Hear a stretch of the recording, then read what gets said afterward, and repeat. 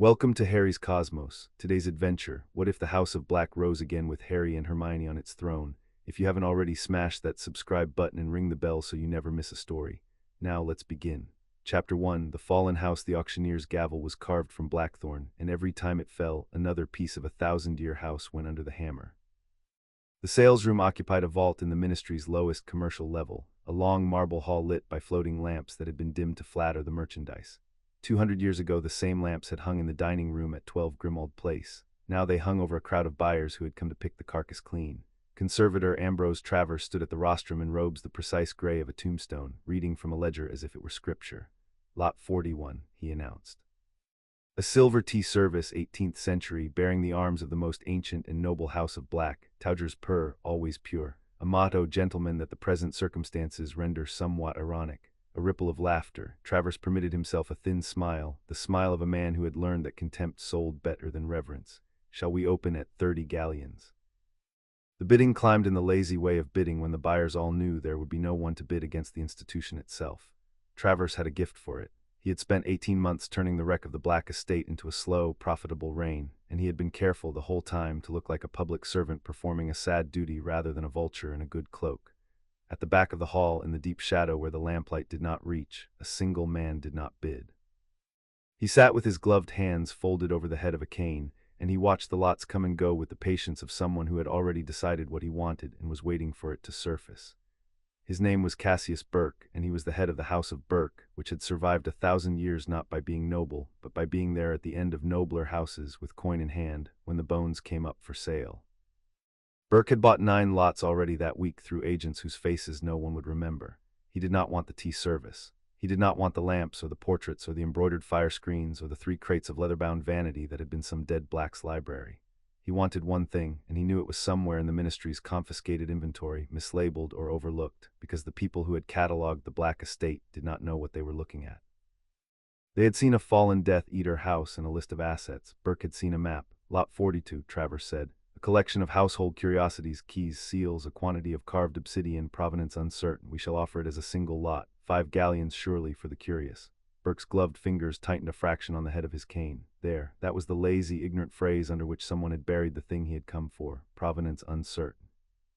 He lifted one finger no higher than the brim of a hat, and his agent near the front raised a paddle. 5 galleons, do I hear 10? Travers's gaze swept the hall and found nothing, and was glad to find nothing, because a quick sale meant a quick commission. 5 going once, 10, said a clear voice from the doorway. Every head turned. A woman stood at the entrance to the hall with the lamplight catching the silver in her dark hair, and the room knew her even before the murmur ran round it.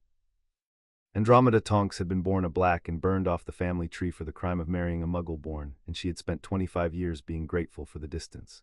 She had not come back for the tea service either. 12, said Burke's agent after a glance at the shadow at the back of the hall. 15, said Andromeda, walking forward. Madam, said Travers, with the oily courtesy he reserved for inconvenient people, the auction is, of course, open to all qualified bidders. I would only remind the room that this estate is in lawful abeyance and that its disposal is the ministry's solemn responsibility. 18, said Burke's agent. Andromeda stopped at the rostrum, close enough to read the catalogue over Travers's shoulder, and she did not raise her paddle again. She had seen what was in Lot 42, a glint of carved black stone among the rubbish, and she had recognized it, and the recognition had put a cold weight in her chest that no number of galleons would lift. 18 going once, said Travers, pleased again. Going twice, sold to the gentleman at the rear for 18 galleons. The blackthorn gavel fell. A bargain, sir, for the curious. Andromeda turned from the rostrum and looked once into the shadows at the back of the hall, and Cassius Burke inclined his head to her with the courtesy of a man who has just won, and she walked out of the salesroom and did not let any of them see her run until she was through the doors. The thing in Lot 42 was a key. She had not seen it in 30 years, but she had seen it once as a girl in her grandfather's study, and her grandfather had told her what it opened, and then he had told her never to speak of it again. It opened Selim Hall, and the only reason a man like Cassius Burke would pay even 18 galleons for the door to ruin was if he had reason to believe there was something behind it still worth having. She had until that night to find someone who could do something about it. By happy accident, or by the kind of accident that the old houses had never quite believed in, she already knew exactly who. Cassius Burke did not open the box until he was home, in the strong room beneath his house in Wiltshire, with the door sealed and the wards singing.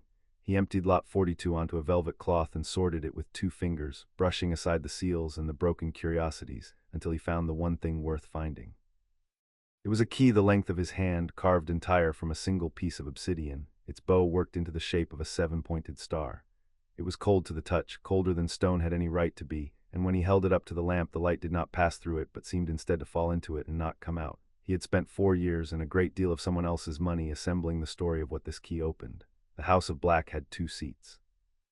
Everyone knew of the first, the grim townhouse in London where the screaming portrait hung. Almost no one remembered the second because the Blacks had taken great care that almost no one should. Selim Hall, the first seat of the line, sealed when the family that built it could no longer hold what was buried beneath it. Burke did not deal in sentiment. He had not bought a key to a ruin. He had bought a key to whatever the proudest house in Britain had been frightened enough to wall up and never speak of again. Provenance uncertain, he murmured and almost smiled, because the only thing he loved better than a thing of value was a thing of value that someone else had thrown away. He set the key in a lead casket and the casket in the deepest niche of the strong room. There was no hurry. The House of Black was dead. Its abeyance would expire within the month, its protections would lapse, and a man with the key and the patience to wait for the law to finish killing the corpse could walk into Selim Hall at his leisure and take his time over what he found there. He had no way of knowing that night that the corpse had just sat up.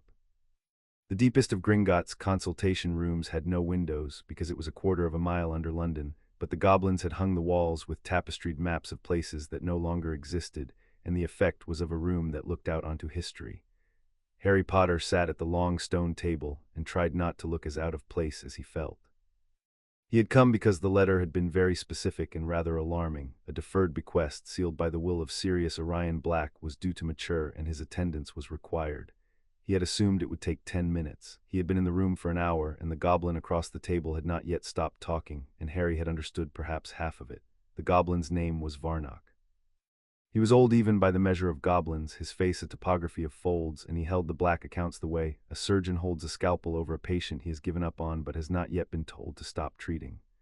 Your godfather, Varnock said, was not a careful man with money. I say this without disrespect. He gave it away, he ignored it, he let his mother's debt sit and gather interest like frost. But he did one careful thing before he died, Mr. Potter, and it is the reason you are sitting in my chair instead of reading about the dissolution of the House of Black in the newspaper next month.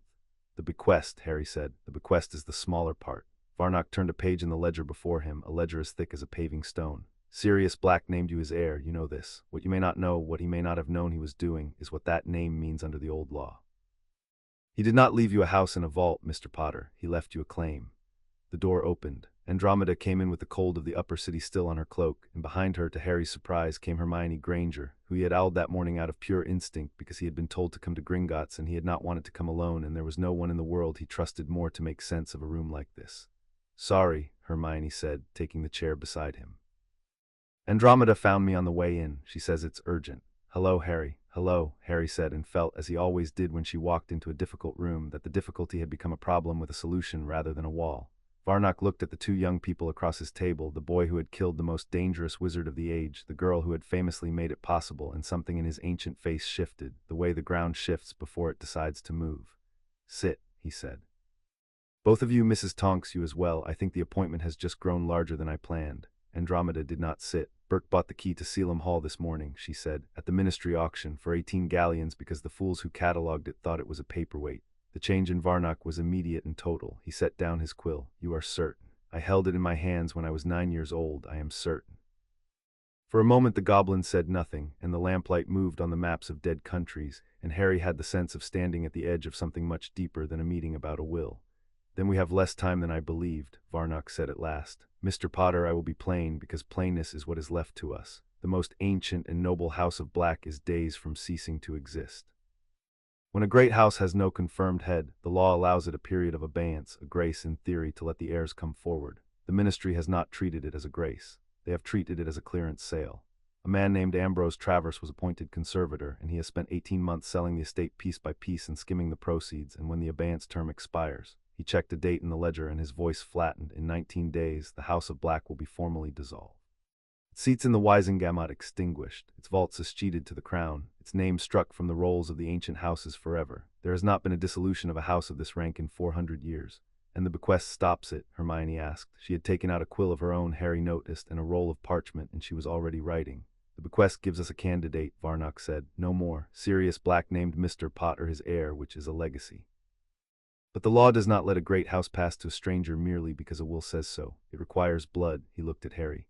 And here, Mr. Potter, is the thing your godfather almost certainly did not know when he made you his heir, because he had spent his life trying to forget his family. You are not a stranger to the House of Black. You are blood. Harry stared at him. My father was a Potter. Your father's grandmother, said Varnock, was Doria Black. She married Charles Potter in 1936 and was burned from the family tapestry for nothing worse than marrying outside the inner circle. You carry her blood, Mr. Potter, thinned generations back, but the magic of the old houses does not measure blood in fractions. It measures it in lines, and you sit at the end of one. He turned the ledger around so that Harry could see it, a branching diagram inked in a hand 300 years dead, and there at the bottom of one branch in fresher ink his own name, Harry James Potter. You have a claim to the House of Black. It is real. It is at this moment the only one standing between that house and the void, except that it is not by itself enough. Why not? Harry asked. Because the right of reclamation, the only lawful means of taking a house out of abeyance, requires more than one heir of the blood. It was written that way deliberately 1,000 years ago by blacks who did not trust any single person with the whole of their power. To lift the house, the right demands a lord and a lady of the line, 2 heirs, 2 rings, 2 voices. And the House of Black, Varnock said, has exactly one heir left who has come forward. You. The line is otherwise extinct. Andromeda is disowned and, forgive me, past the age the right recognizes for a founding head.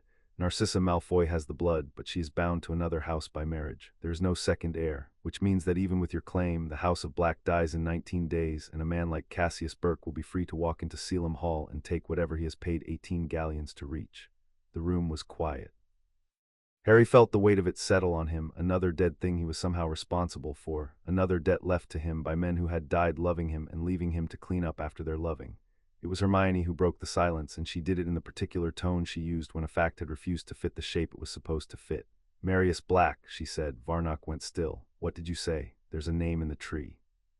Hermione had risen and crossed to the ledger and was bent over it, her finger tracing a branch that ended not in a death date but in a scorch mark, a place where the ink had been burned away. Here, a son of the elder line, generation of your grandfather, I think, and the line just stops, burned off. Marius Black. Why was he burned off? He was a squib, Varnock said slowly. Born without magic into the proudest magical family in Britain. They struck him from the tapestry as a child and never spoke of him again. There was no point recording him. A squib breeds out. The line is dead. Squibs aren't sterile, Hermione said. A squib marries a muggle and their children are muggles and their children's children. Sometimes, after enough generations, the magic comes back. It's rare, but it happens. She straightened and there was a strange color in her face, the color of someone watching the floor of their own life tilt. Marius Black. My grandmother's maiden name was Black. We always assumed it was a coincidence. She used to say her grandfather had been from an old family that wouldn't speak to him. I thought she meant they were snobs. She looked up and met Harry's eyes and then Varnock's. I think she meant they'd burned him off a tapestry. For the second time that hour, Varnock set down his quill. There is a way to test it, he said. There is only one way, and it does not lie, and it cannot be bought or forged or argued with. It belongs to the house itself. He looked between them, the boy with the thin blood of a burned-off bride, the girl with the thin blood of a burned-off squib, the two of them sitting side by side as they had sat side by side through a war. It will require us to go to Grimmauld Place, he said, and to wake the tapestry. Number 12, Grimmauld Place smelled of dust and old grief, and faintly, under everything, of the lemon-polished creature used on the one floor he still loved. Harry had not been back in over a year. The house had been left to him, technically, but it had felt less like a house than like a sealed jar of someone else's unhappiness, and he had been content to leave it sealed. Now he stood in the hall with Hermione on one side and Andromeda on the other, and Varnock's clawed hand resting on the head of the troll's leg umbrella stand, and the house seemed to know they had come. Filth, said the portrait of Walburga Black from behind its curtains, but the word came out cracked and dry, the voice of a thing that had been screaming into an empty house for years and had nearly run out. Mudbloods, blood traitors in my house, in my creature, Harry said before the portrait could find its second wind. Are you here? The house elf appeared with a crack between one breath and the next, and he was older than Harry remembered, his ears low, his eyes filmed.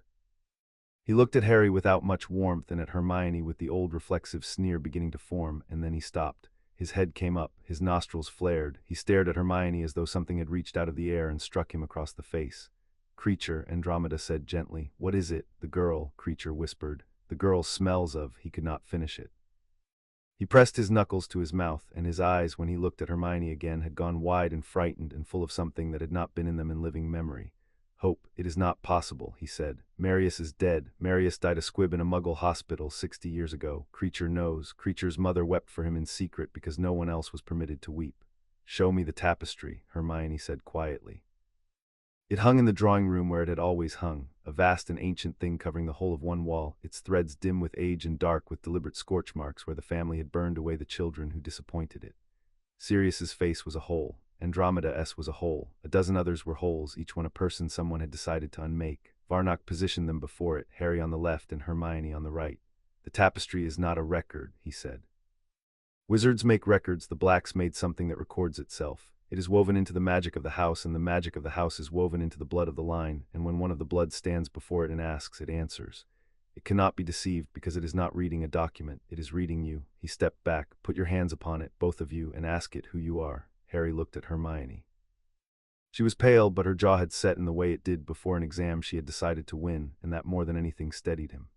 Together, he said. Together, she said. They raised their hands and laid their palms flat against the ancient cloth. For a moment nothing happened. The tapestry was cold under Harry's hand, cold as a window in winter, and he could feel the rough nap of threads woven before the conquest. Then the cold changed. It ran up his arm like water finding a channel, and the threads beneath his palm began, very faintly, to glow, a deep silver blue, the color of a star seen through frost, and the glow ran out from his hand and along the cloth, climbing the dead branches, lighting names that had not been lit in centuries, racing up and up until it reached the high dark corner where Doria Black had married out and been burned for it. The scorch mark there flared.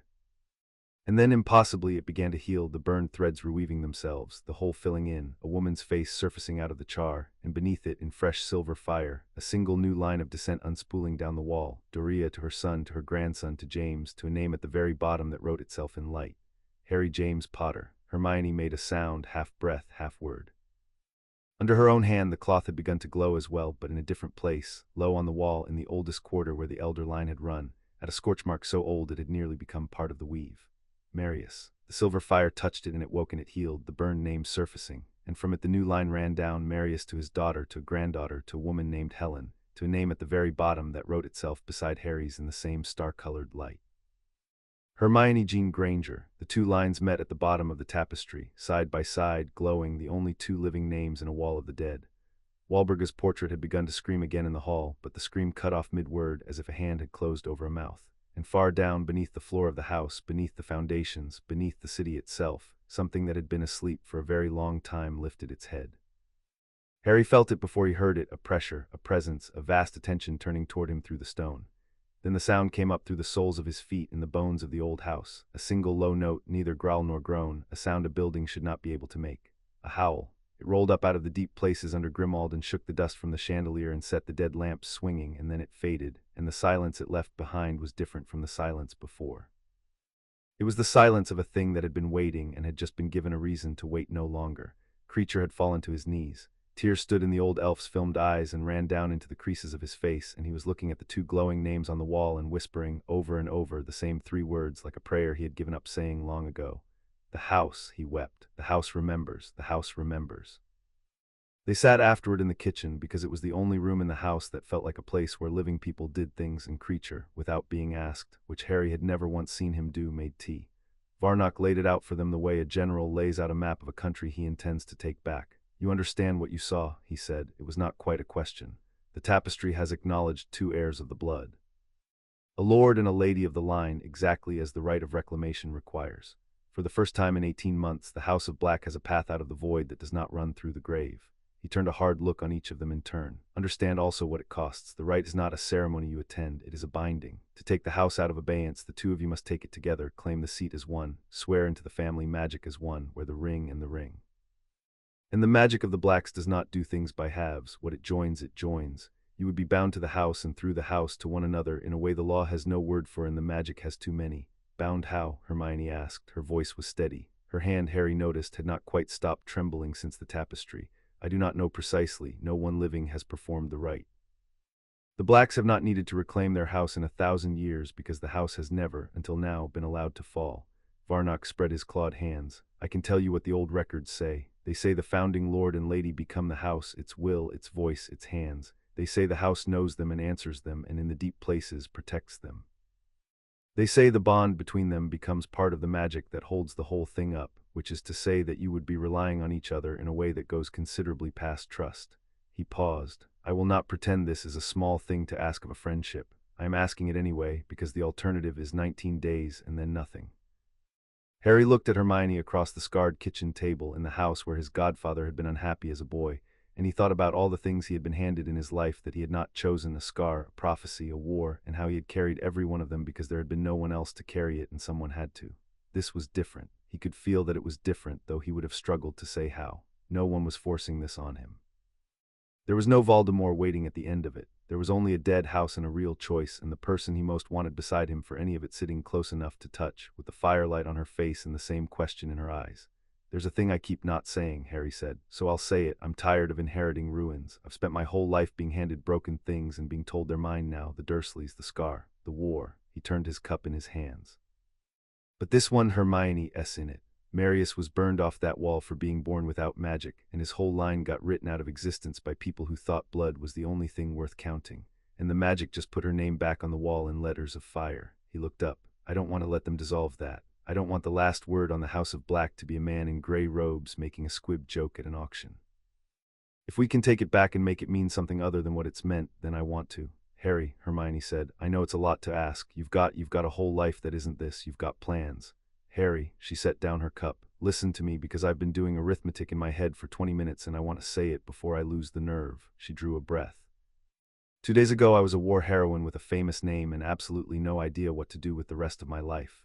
I'm Muggle-born. Do you know what that's meant in this country every single day for the last few years? It's meant being tolerated, being the exception, being told very politely by people in good robes that I'm welcome despite where I come from."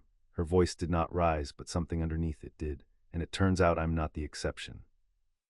Turns out I come from one of the oldest magical families in Britain, and the only reason no one knew is that they were too proud to write down a child who couldn't do magic. The magic was always there, Harry. It was just waiting for someone in the line to be able to hear it again." She met his eyes. "I'm not going to walk away from that and let it be sold for 18 galleons. If you're in, I'm in. We do it together or not at all. That's the right, isn't it, Lord and Lady? One or the other is no good. It has to be both." "It has to be both," Varnock agreed quietly. Andromeda had said nothing through all of this. She sat at the end of the table with her hands around an untouched cup, and there were tears on her face too, though she made no sound, and when she finally spoke her voice was rough. "I was burned off that wall when I was 20, she said. "My own mother did it, for loving the wrong man. I have spent my entire adult life telling myself I was glad to be free of them, and I am, but there is a thing no one tells you about being struck from your family's name." She looked at the two of them. "It does not stop being your family, it only stops being yours." She wiped her face with the back of her hand. "Tonight I watched a wall full of dead names light up for the first time in my life, and I watched it heal a hole where my grandmother's people used to be. And I am telling you, both of you, that if there is any chance at all of taking that house away from the men who are selling its bones and giving it back to the people they tried to erase, then I will spend whatever I have left helping you do it. I am a Black. I was always a Black. They just thought they could vote on it." For a moment no one spoke. The fire cracked in the grate. Somewhere far below them, in the deep places of the house, the great dormant thing shifted again in its long sleep, and the floor hummed with it and settled. Varnock rose and folded his ledger shut with a sound like a door closing on one era and opening on another. "Then we have 19 days, he said, "to do the impossible. We will need to perform the rite before the abeyance expires. We will need to survive the moment it becomes public, because the instant the House of Black has a confirmed head, every person who has profited from its fall will understand that the profit is over Travers, who has been skimming the estate, Lucius Malfoy, who has filed a claim of his own through his wife's blood and will not surrender it lightly, and Cassius Burke, who has just paid for a key to your ancestral hall and will not be best pleased to learn the house has heirs again." He looked at them with the flat, assessing gaze of a creature that had watched empires fail. "You are about to make yourselves the most attacked people in magical Britain, a second time for an entirely new reason. I want you to be certain." Harry looked at Hermione. She was already looking at him. Neither of them said anything because nothing needed saying. They had been answering this exact question in one form or another since they were 11 years old, and the answer had never once changed. "We're certain," Harry said. Varnock went up to make the necessary arrangements, and Andromeda went with him to write to the few people in Britain who could be trusted with what was about to happen, and for a moment Harry and Hermione were left alone in the kitchen with the fire and the dead house breathing around them. Hermione turned her empty teacup in a slow circle on the table. "Do you want to know the strange part?" she said. "I keep waiting to feel like an imposter. I felt like one for years, like someone who got into a club on a clerical error and might be asked to leave at any moment. And just now, standing in front of that wall, I felt the exact opposite, for the first time." She looked up, like the magic looked at me and decided I'd been here all along. "You have been," Harry said. "You've been holding this whole thing up since we were 11. You just didn't have a wall to prove it on." Something moved across her face and steadied. She did not thank him, she never did, for the true things, because between them gratitude would have been a kind of distance. Instead, she reached across the table and put her hand over his, briefly, where it rested on the wood, and the contact said everything the room did not have the language for. Then she took her hand back and squared her shoulders. 19 days, she said. We're going to need a plan that doesn't fit on one sheet of parchment. Lucky for me, Harry said, I happen to know someone who's never met a plan she couldn't fit on 40. She laughed, the first real laugh he'd heard from her in a long time, in that grim kitchen in that dying house, and it was, in its way, the first thing the House of Black had heard in 18 months that was not grief. That same night in the drawing room of Malfoy Manor, Lucius Malfoy read a letter from the Department of Magical Estates by the light of a single candle, and allowed himself the rarest of his expressions, satisfaction. The letter confirmed what his contact in the department had promised. The abeyance of the House of Black would expire in 19 days, and on the matter of succession the ministry recognized exactly one filed claim of the blood, his own, lodged in the name of his wife, Narcissa, née Black. For procedural objections, there always were, but Lucius had spent a year and a careful quantity of gold ensuring that when the dead house's seats and vaults were finally distributed, the only living Black with a claim on record would be the one married into his house. Narcissa stood at the window with her back to him, watching the grounds. It is nearly done, Lucius said. Your sister's house comes to us by default. 3 Wisengamot seats, the vaults, what Travers has not stolen of them. The name. He set the letter down. Draco will be Black as well as Malfoy, 2 of the oldest houses in Britain under one roof. After everything we have lost, Narcissa, we will have made ourselves greater than we were before the war. And if there is another heir, Narcissa said without turning round, there is no other heir. Bellatrix is dead, Sirius is dead, Regulus is dead, Andromeda is disowned. You are the last Black who can inherit. I have made very certain of it. Narcissa said nothing. She was a woman who had survived 2 wars by knowing before anyone else when a certainty had stopped being one, and as she stood at the window she felt the strangest thing, a prickling along her arms, as though somewhere a long way off a door she had assumed was bricked up had quietly come open. She told herself it was the cold. She drew the curtain and did not mention it to her husband. But she did not sleep well that night, and in the morning, for no reason she could have named, she found herself thinking of her cousin Sirius, and of a wall in a house in London where her own name still hung, unburned, among the living. Outside, the autumn dark had come down over London, and somewhere above the rooftops the first stars were burning through, the same stars the Blacks had named their children for, and far beneath the city a great black hound that had not opened its eyes in a generation opened one of them and waited. Chapter 1 and Chapter 2, taking the throne, the Black family grimoire was chained to a lectern in the library at Grimmauld Place, and it did not want to be read. Hermione had been at it for 3 days. She had learned in that time that the book bit not metaphorically. It had taken a strip of skin off her thumb on the first morning, and only stopped when she addressed it in the formal mode as a daughter of the house, after which it had sulked but submitted. She had learned that the Blacks wrote their most important magic in the margins and their lies in the body of the text, a habit of a family that assumed even its own books might fall into enemy hands.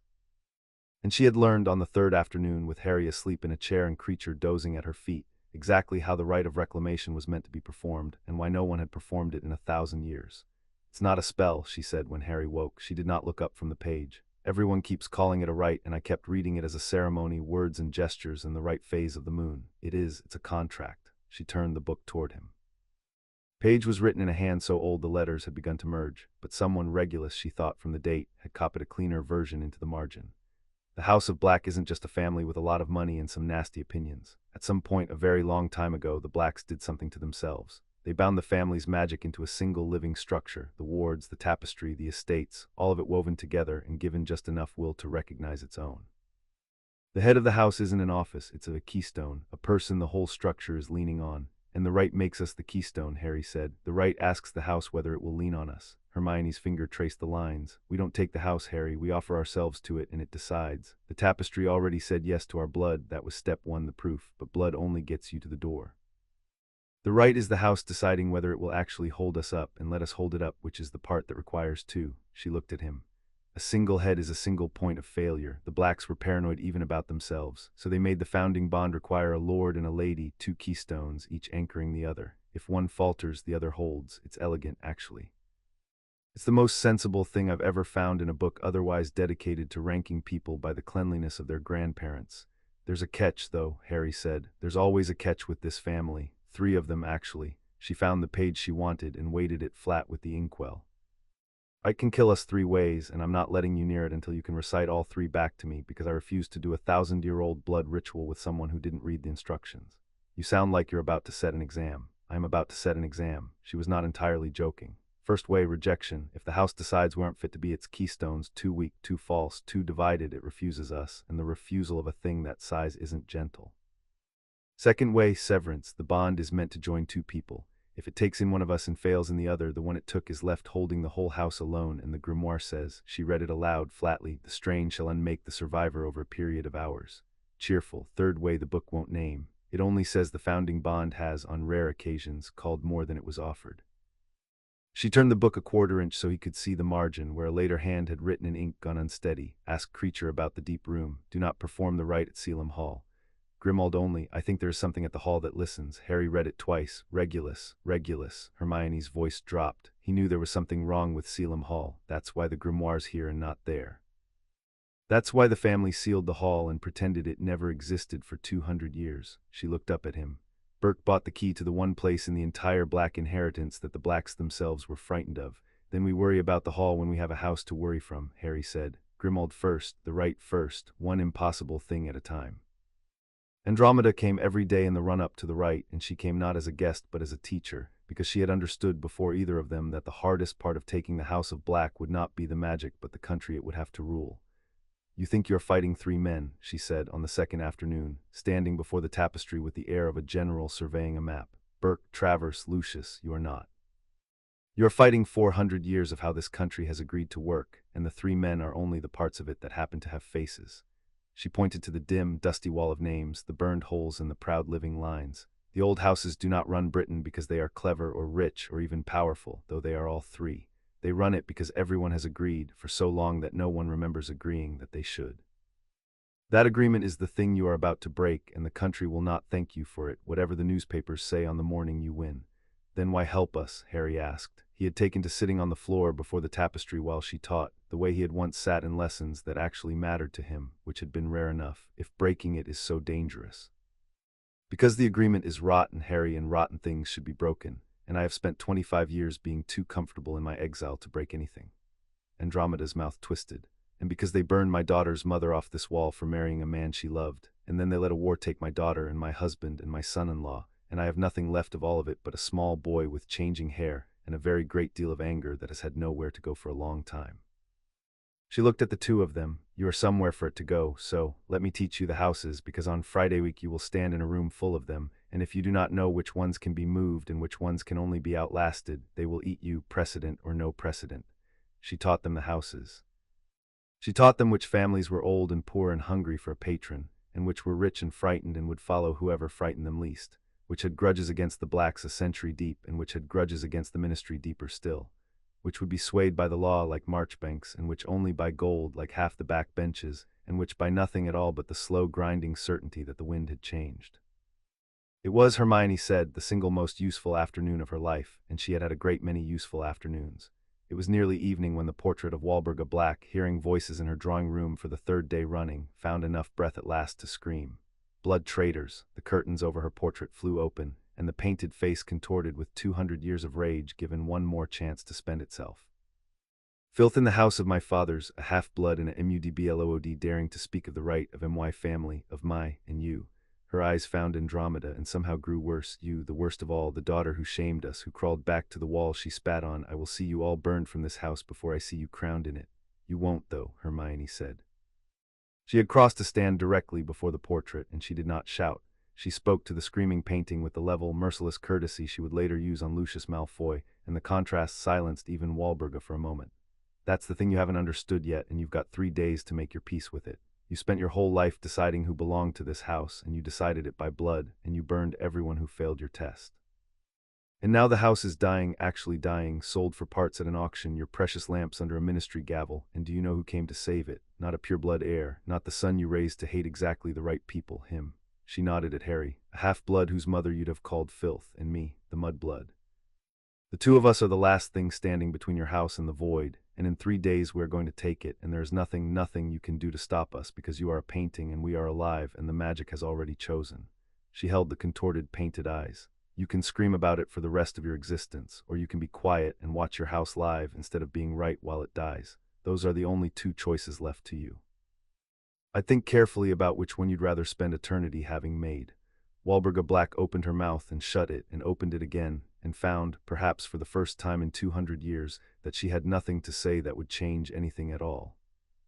Curtains over her portrait trembled and then drew themselves halfway closed, as if the painting could not quite bear to be seen not screaming, and she fell into a furious, impotent silence that was, Andromeda observed dryly, the closest thing to peace that woman had achieved in life or death.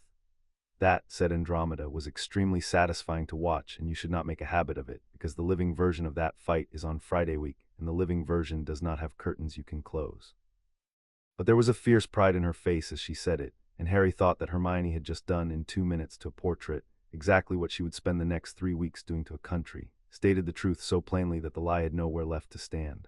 The blood proof had to be done at Gringotts because the law did not care what a tapestry in a private house believed. The law cared what the goblins certified, and the goblins certified nothing they had not seen with their own instruments. They went down on the 5th morning, the 3 of them, into the same windowless room a quarter-mile under London, and this time the room was not empty. A second goblin waited beside Varnock, older still, robed in the grey of the bank's adjudicators, with a pair of brass scales on the table before him and a shallow silver basin between the pans. "This is Scarrow," Varnock said. "He certifies bloodlines for the bank, and he does not care who you are, which is precisely why we want him. A certificate from Scarrow cannot be argued with in any court in Britain, because the man has never in 200 years certified a thing he was not paid to certify and has never once been paid by anyone but the bank." Scarrow looked at them with eyes like wet flint. "Hands," he said, "each of you, the right." He produced a thin silver blade and a sheet that was not parchment but something paler and finer, and when Harry held out his hand the goblin pricked the ball of his thumb without ceremony and let 3 drops fall into the silver basin, then took Hermione's the same way. The blood pooled dark, and then, as the goblin murmured something in gobbledygook, it moved, drawing itself out into fine threads across the surface of the liquid, branching and branching, climbing into a shape. It made a tree. The same tree that hung on the wall at Grimmauld, drawn now in 2 people's blood across a silver basin, and at the bottom of it 2 lines ran down and met, and beside each the goblin's magic wrote a name in letters of bloodlight, of the House of Black by the line of Doria, of the House of Black by the line of Marius. Scarrow studied it for a long time. Then he straightened and dipped his quill and wrote on the pale sheet in a hand like wire and pressed his seal into the wax and pushed it across the table. "Certified," he said, "2 heirs of the blood, both true, both living. I have never written that sentence about a house in abeyance. I do not expect to again." He looked at them with something that was not warmth but was, for a goblin, very near respect. "The bank acknowledges the House of Black is not extinct. Whatever the ministry says by Tuesday next is now the ministry's problem, not ours." It was Varnock who broke the small triumph. He had been turning the pages of a separate ledger while Scarrow worked, and now he set it down with a sound like a stone dropped on stone. "There is a complication," he said. "I went to open the principal black vault this morning so that the proof could be witnessed against the estate's own seal. I could not. There is a lien on the vault, a hold placed by a third party, registered 4 months ago, secured against a debt the House of Black supposedly owes." His clawed finger tapped a stamp at the bottom of the page, a seal Harry did not recognize. A black hand closed around a coin. "The creditor is the House of Burke." The room went quiet again, and a different kind of quiet. "He's been busy," Hermione said. "He has been thorough, which is worse." Varnock's voice had gone flat with professional disgust. "Cassius Burke spent the last year buying up the Black estate's outstanding debts, old loans, gambling markers, a mortgage Walburga took out on the Hogsmeade properties in 1979 and never repaid. He bought them for pennies on the galleon because everyone assumed the house dead and the debts uncollectible. 4 months ago he consolidated the lot and registered a lien against the principal vault. It is, I am obliged to admit, beautifully done. If the House of Black is dissolved, the Crown takes the estate, but Burke's lien comes first. He would be paid before the ministry sees a nut. He has made himself the senior creditor of a corpse, and he is waiting for the law to declare the death so he can collect. The vault, the contents, anything the ministry has not yet found and sold, much of it already promised to him by contract. The key, Harry said. He's not just collecting money. He's making sure that when the house dies, the key and whatever the key opens come to him quietly, legally, with the ministry's own paperwork stamped on top. That is my reading. Hermione had her quill out and was already writing fast, the way she did when a problem had stopped being frightening and started being a problem. Then the right isn't just about the seats. The moment we're confirmed head, the house isn't a corpse anymore. It's a living house with a living head, and Burke's lien stops being a death claim that pays out on dissolution and becomes an ordinary debt that we owe and can fight. She looked up. A debt we can argue with is infinitely better than a death we can't. There is a catch even to that, Varnock warned, and you will be tired of catches by the end of this, Lady Black, I promise you. The lien is secured against the principal vault. You cannot touch the vault until the lien is cleared. You cannot clear the lien without gold, and the gold is in the vault. Burke has built a circle with no door in it. Then we find a door, Harry said. Varnock showed his teeth, which on a goblin was not a smile. I have spent 400 years finding doors in circles, but it will take time we do not have and gold we do not have, and all of it begins with the two of you surviving a ritual that has killed everyone foolish enough to need it. He folded the ledger. So, shall we go home and discuss how you do not die? The rings had to be brought up from the deep places of the house, and only Creature could fetch them, because only Creature knew the way.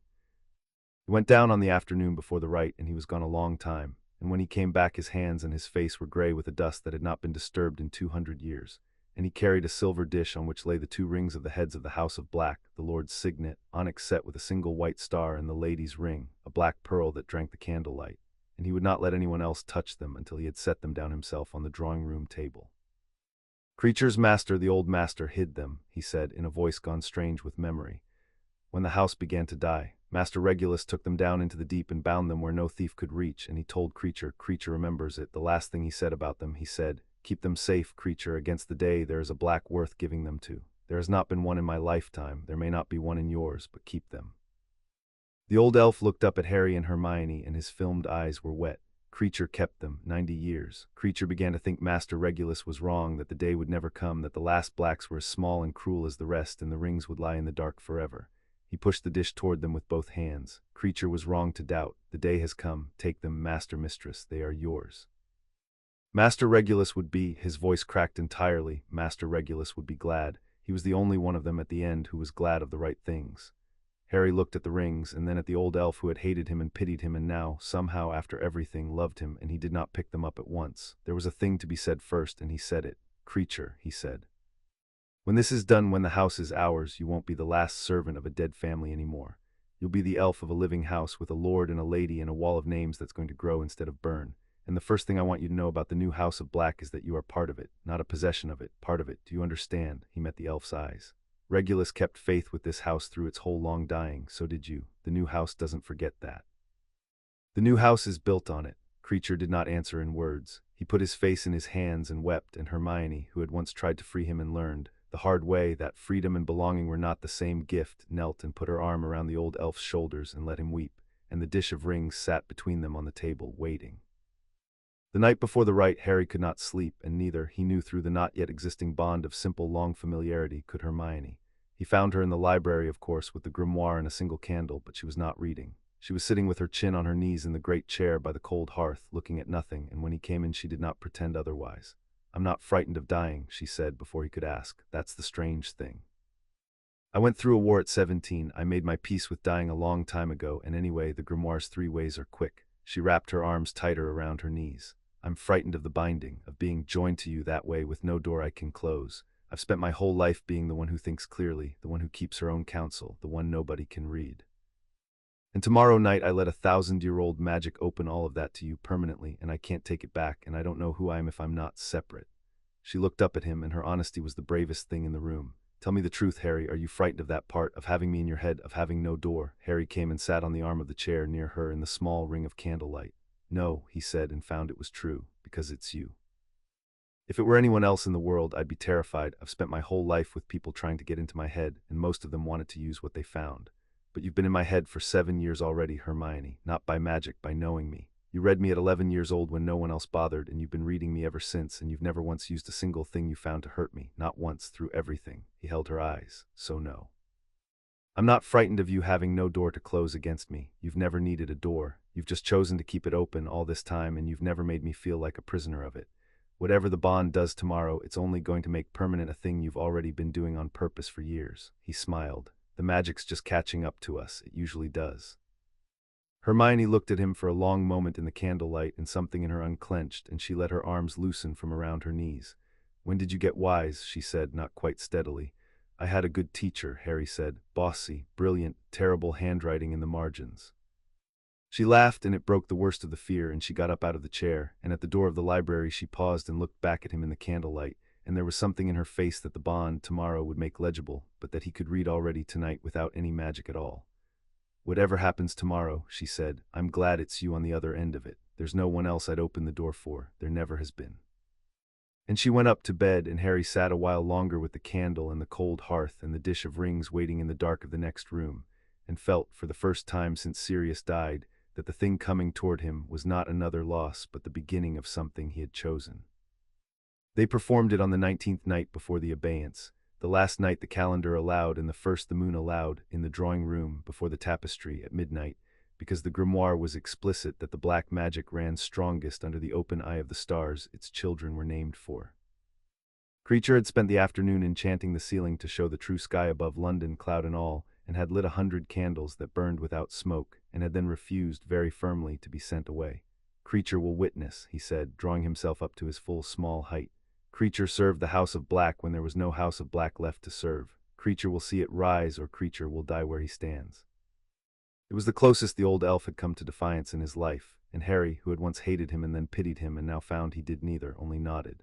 Andromeda stood as the witness the rite required, a black of the blood, to see and affirm. She wore black as she had not worn in 20 years, and when Harry asked if she was all right, she said, "I am about to watch 2 children do a thing my whole family died refusing to imagine. I am a great many things tonight. All right is not the most important of them," and took her place at the side of the wall where her own healed name now glowed faintly among the living. The instructions were short, which Hermione had learned to distrust in this family.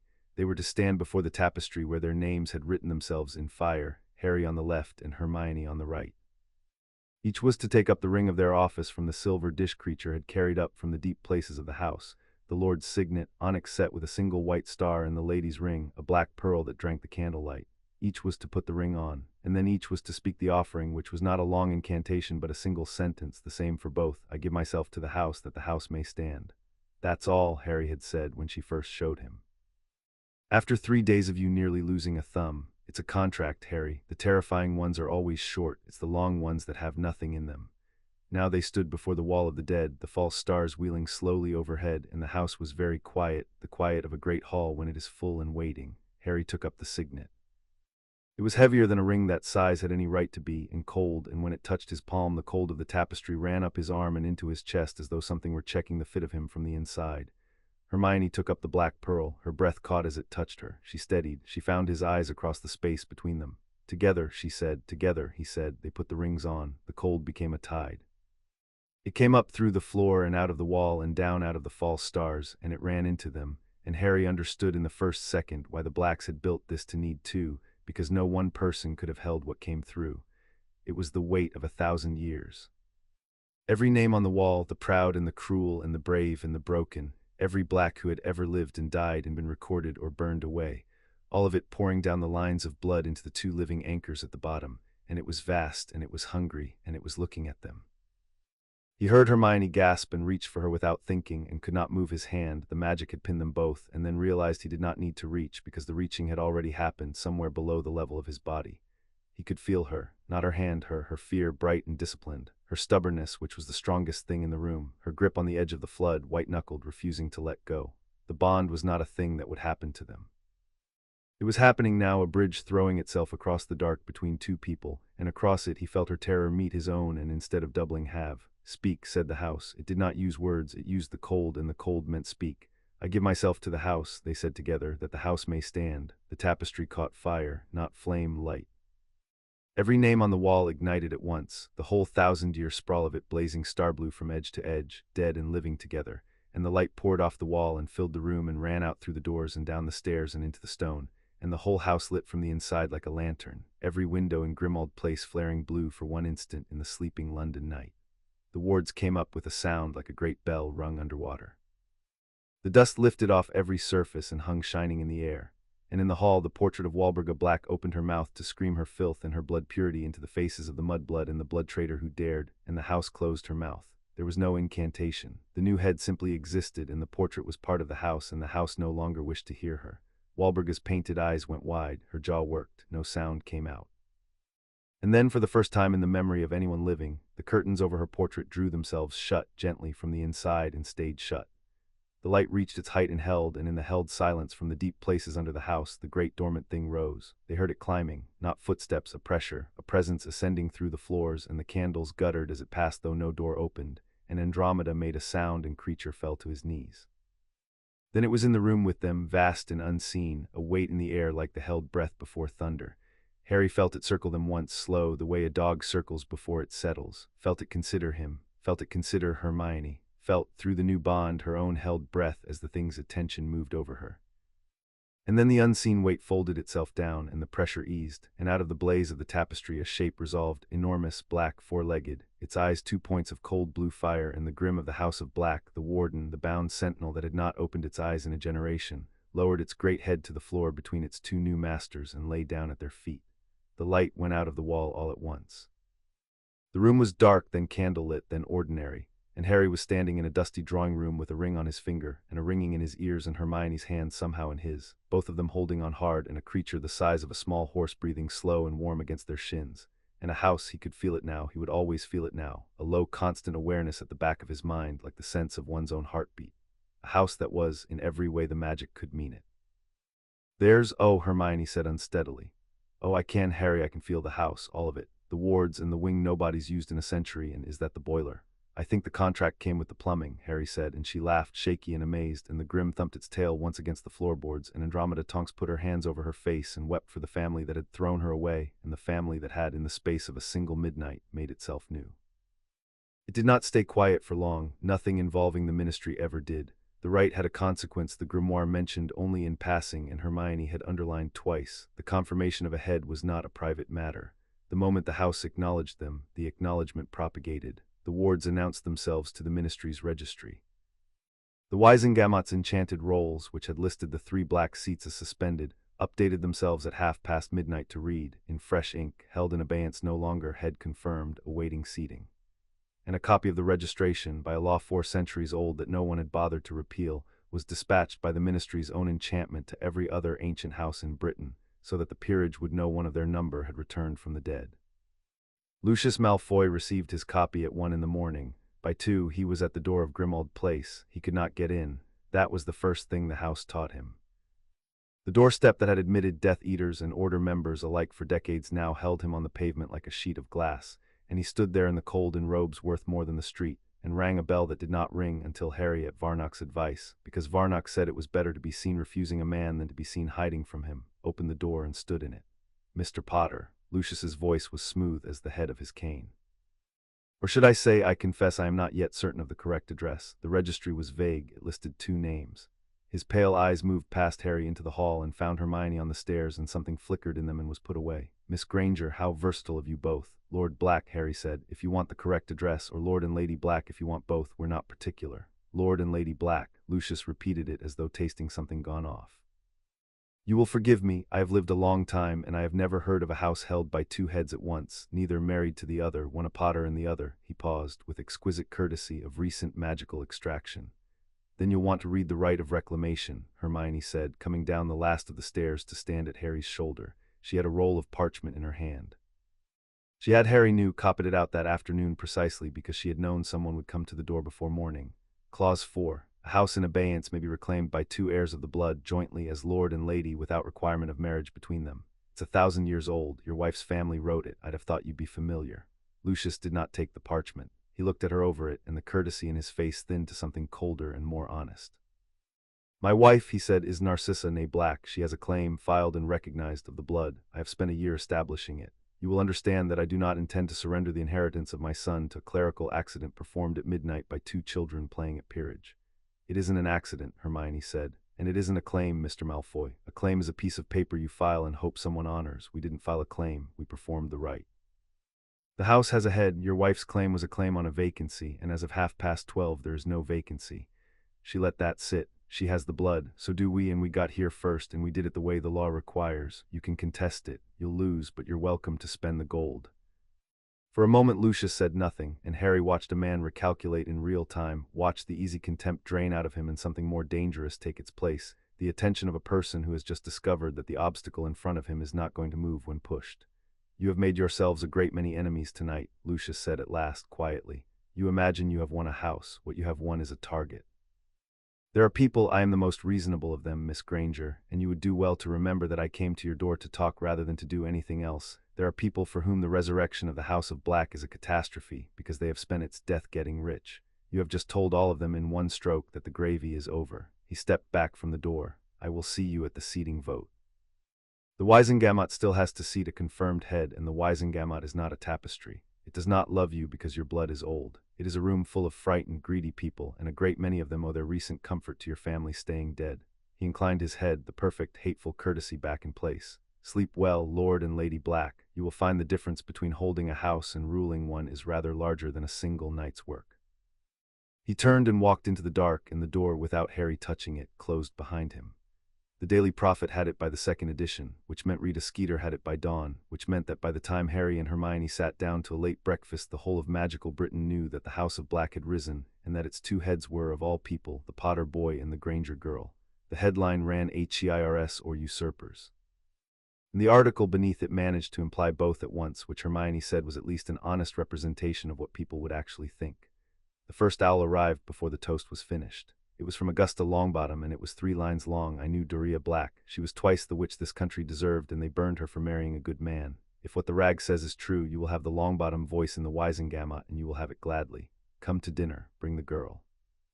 The second owl was from Neville himself, and said only, in a hand that had grown into itself since school, Gran's terrifying when she's happy. You've made her happy. What do you need? That's one house, Hermione said, reading over Harry's shoulder. An ancient house with a vote on record before anyone else has had time to be frightened. Augusta Longbottom doesn't care about being on the winning side. She cares about being on the right one, and she's just decided we're it.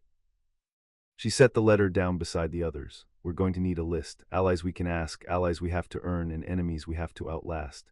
And we need it by tonight because Lucius was right about one thing. The moment the prophet printed this, every person who got rich off this house dying started doing arithmetic, and some of them are faster than him.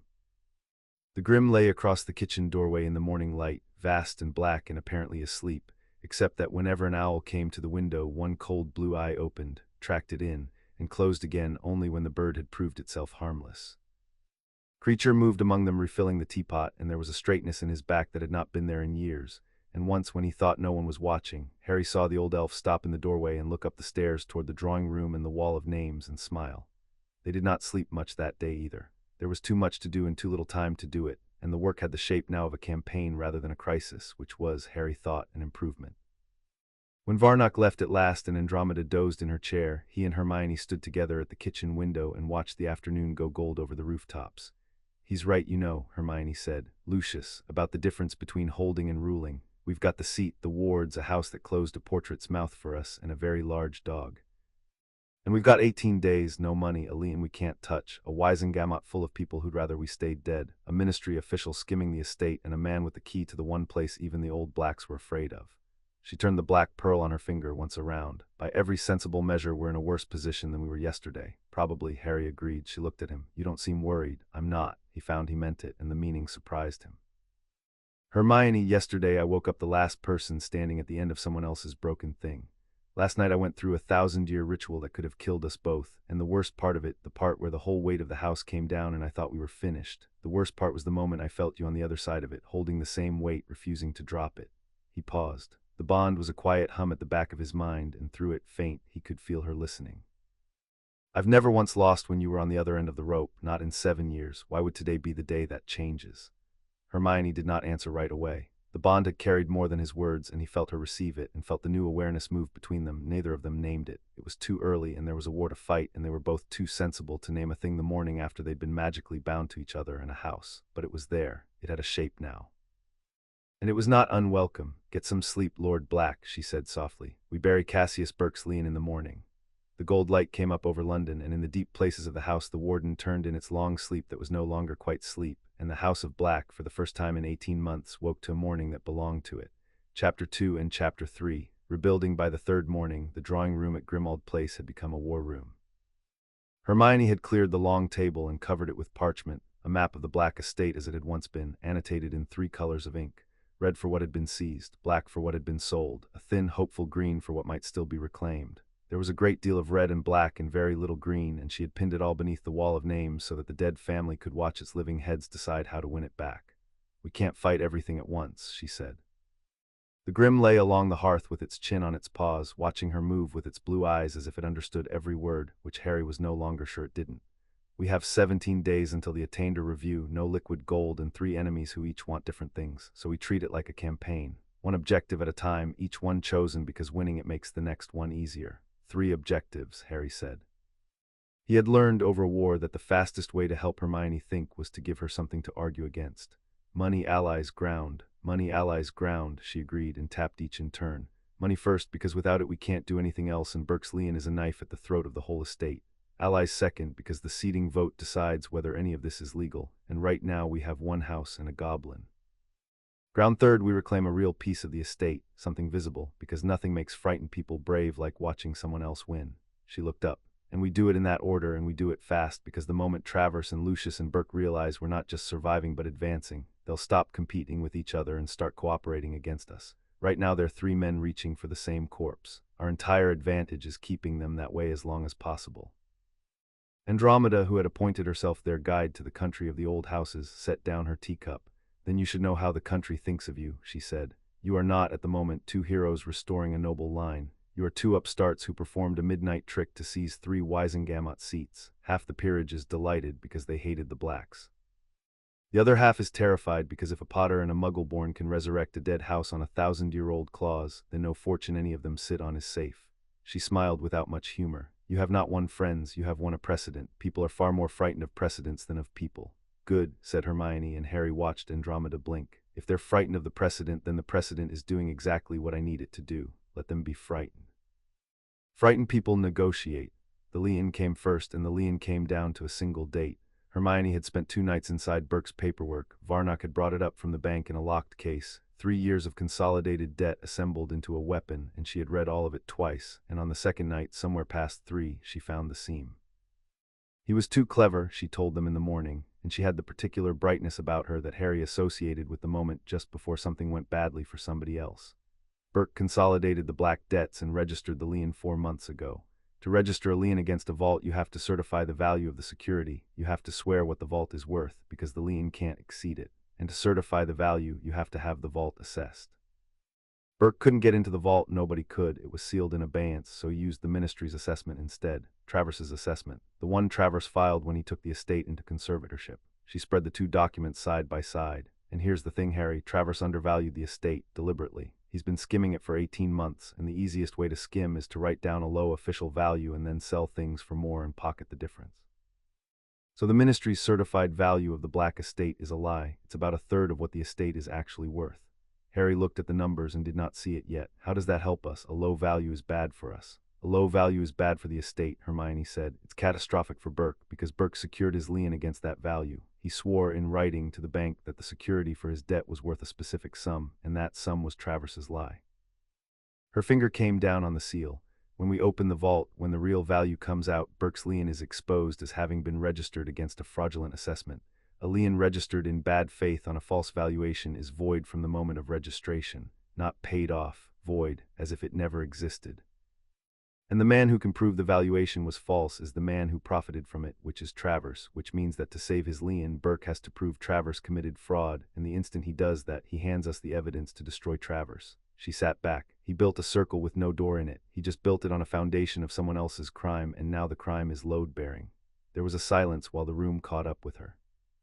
You're telling me, Harry said slowly, that the 2 of them are tied together. Burke can't enforce his lien without protecting Travers's fraud, and the moment we challenge the lien, we make them choose. Burke loses his money or Travers loses his freedom. And they can't both win. Hermione's smile had teeth in it now. We don't have to beat Burke and Travers, we just have to introduce them properly. It took Varnock and a goblin adjudicator and a great deal of cold legal language to spring it, and it took 6 of their 17 days, but the mechanism worked exactly as she had said it would. The bank, presented with proof that the security had been valued in bad faith, suspended Burke's lien pending a fraud inquiry. The principal black vault, sealed for 18 months, drained of its loose gold by Travers but still holding the deep reserves the old families kept against ruin, opened to its lawful heads for the first time. It was not a fortune. Travers had been thorough, but it was enough to stop being poor, and being able to stop being poor, Varnock said, was the difference between a house that defends and a house that attacks. There's the door in the circle, Harry said, standing in the cold lamplight of the open vault, looking at the dull gleam of the reserve. There's the door, Hermione agreed, then quieter, and Burke knows by now that we found it. We just took his knife away from the estate's throat. He's not going to take that gracefully. He didn't, but that came later. Augusta Longbottom's idea of dinner was a campaign of its own, and it began with her seating Hermione at her right hand and saying, before the soup, Tell me how you intend to lose, so I can decide whether it's worth my time stopping you," Hermione told her. She laid out the whole of it: money, allies, ground, the attainder, the seating vote, Burke, the key, the sealed hall, with the clarity of a woman who had spent the week organizing a war into a paragraph, and Augusta listened without interrupting, which Neville said afterward he had never once seen her do. "You'll have my voice," Augusta said when she was done, "and you'll have it because of Doria and because I am 86 and have spent the last decade watching small men sell this country for parts, and the chance to vote for something rather than against something has become rare enough to be worth the indigestion." She fixed Hermione with a look. "But a voice is not a majority, girl. The seating vote needs a plurality of the seated houses, and the houses that matter are not won at dinner.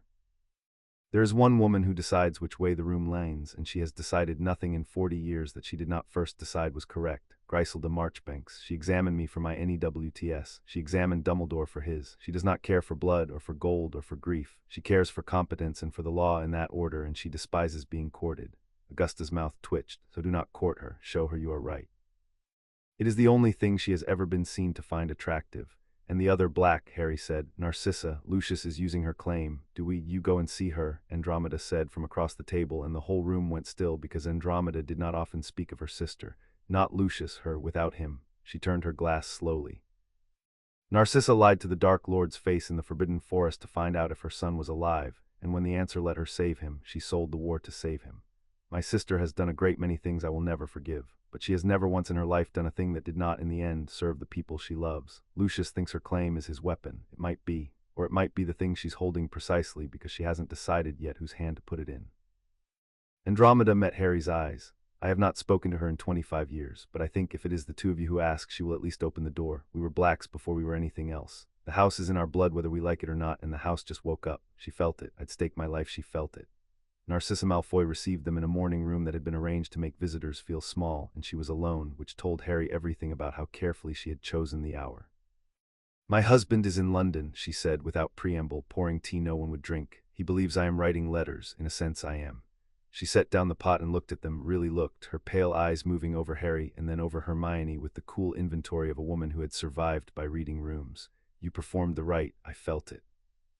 3 nights ago at midnight, something in my blood that I had not noticed in 40 years, because one does not notice one's own bones until they ache, woke up and turned toward London like a flower toward a window. I have spent 3 days pretending I did not feel it." Her voice was perfectly level. "You should know that I am the only living black who can tell you what that was, because I am the only one of us my mother thought worth teaching. The house has not had a head in 18 months. Now it is. And it reached out that night to every drop of black blood in Britain, and it found mine, and it said, 'Come home.'" She lifted her chin. "I have been refusing the invitation. I find I am tired of refusing things." "Then come home," Hermione said simply. Narcissa's mouth curved, not quite a smile. "It is not so simple as that, Lady Black, and you are clever enough to know it. My husband holds my claim.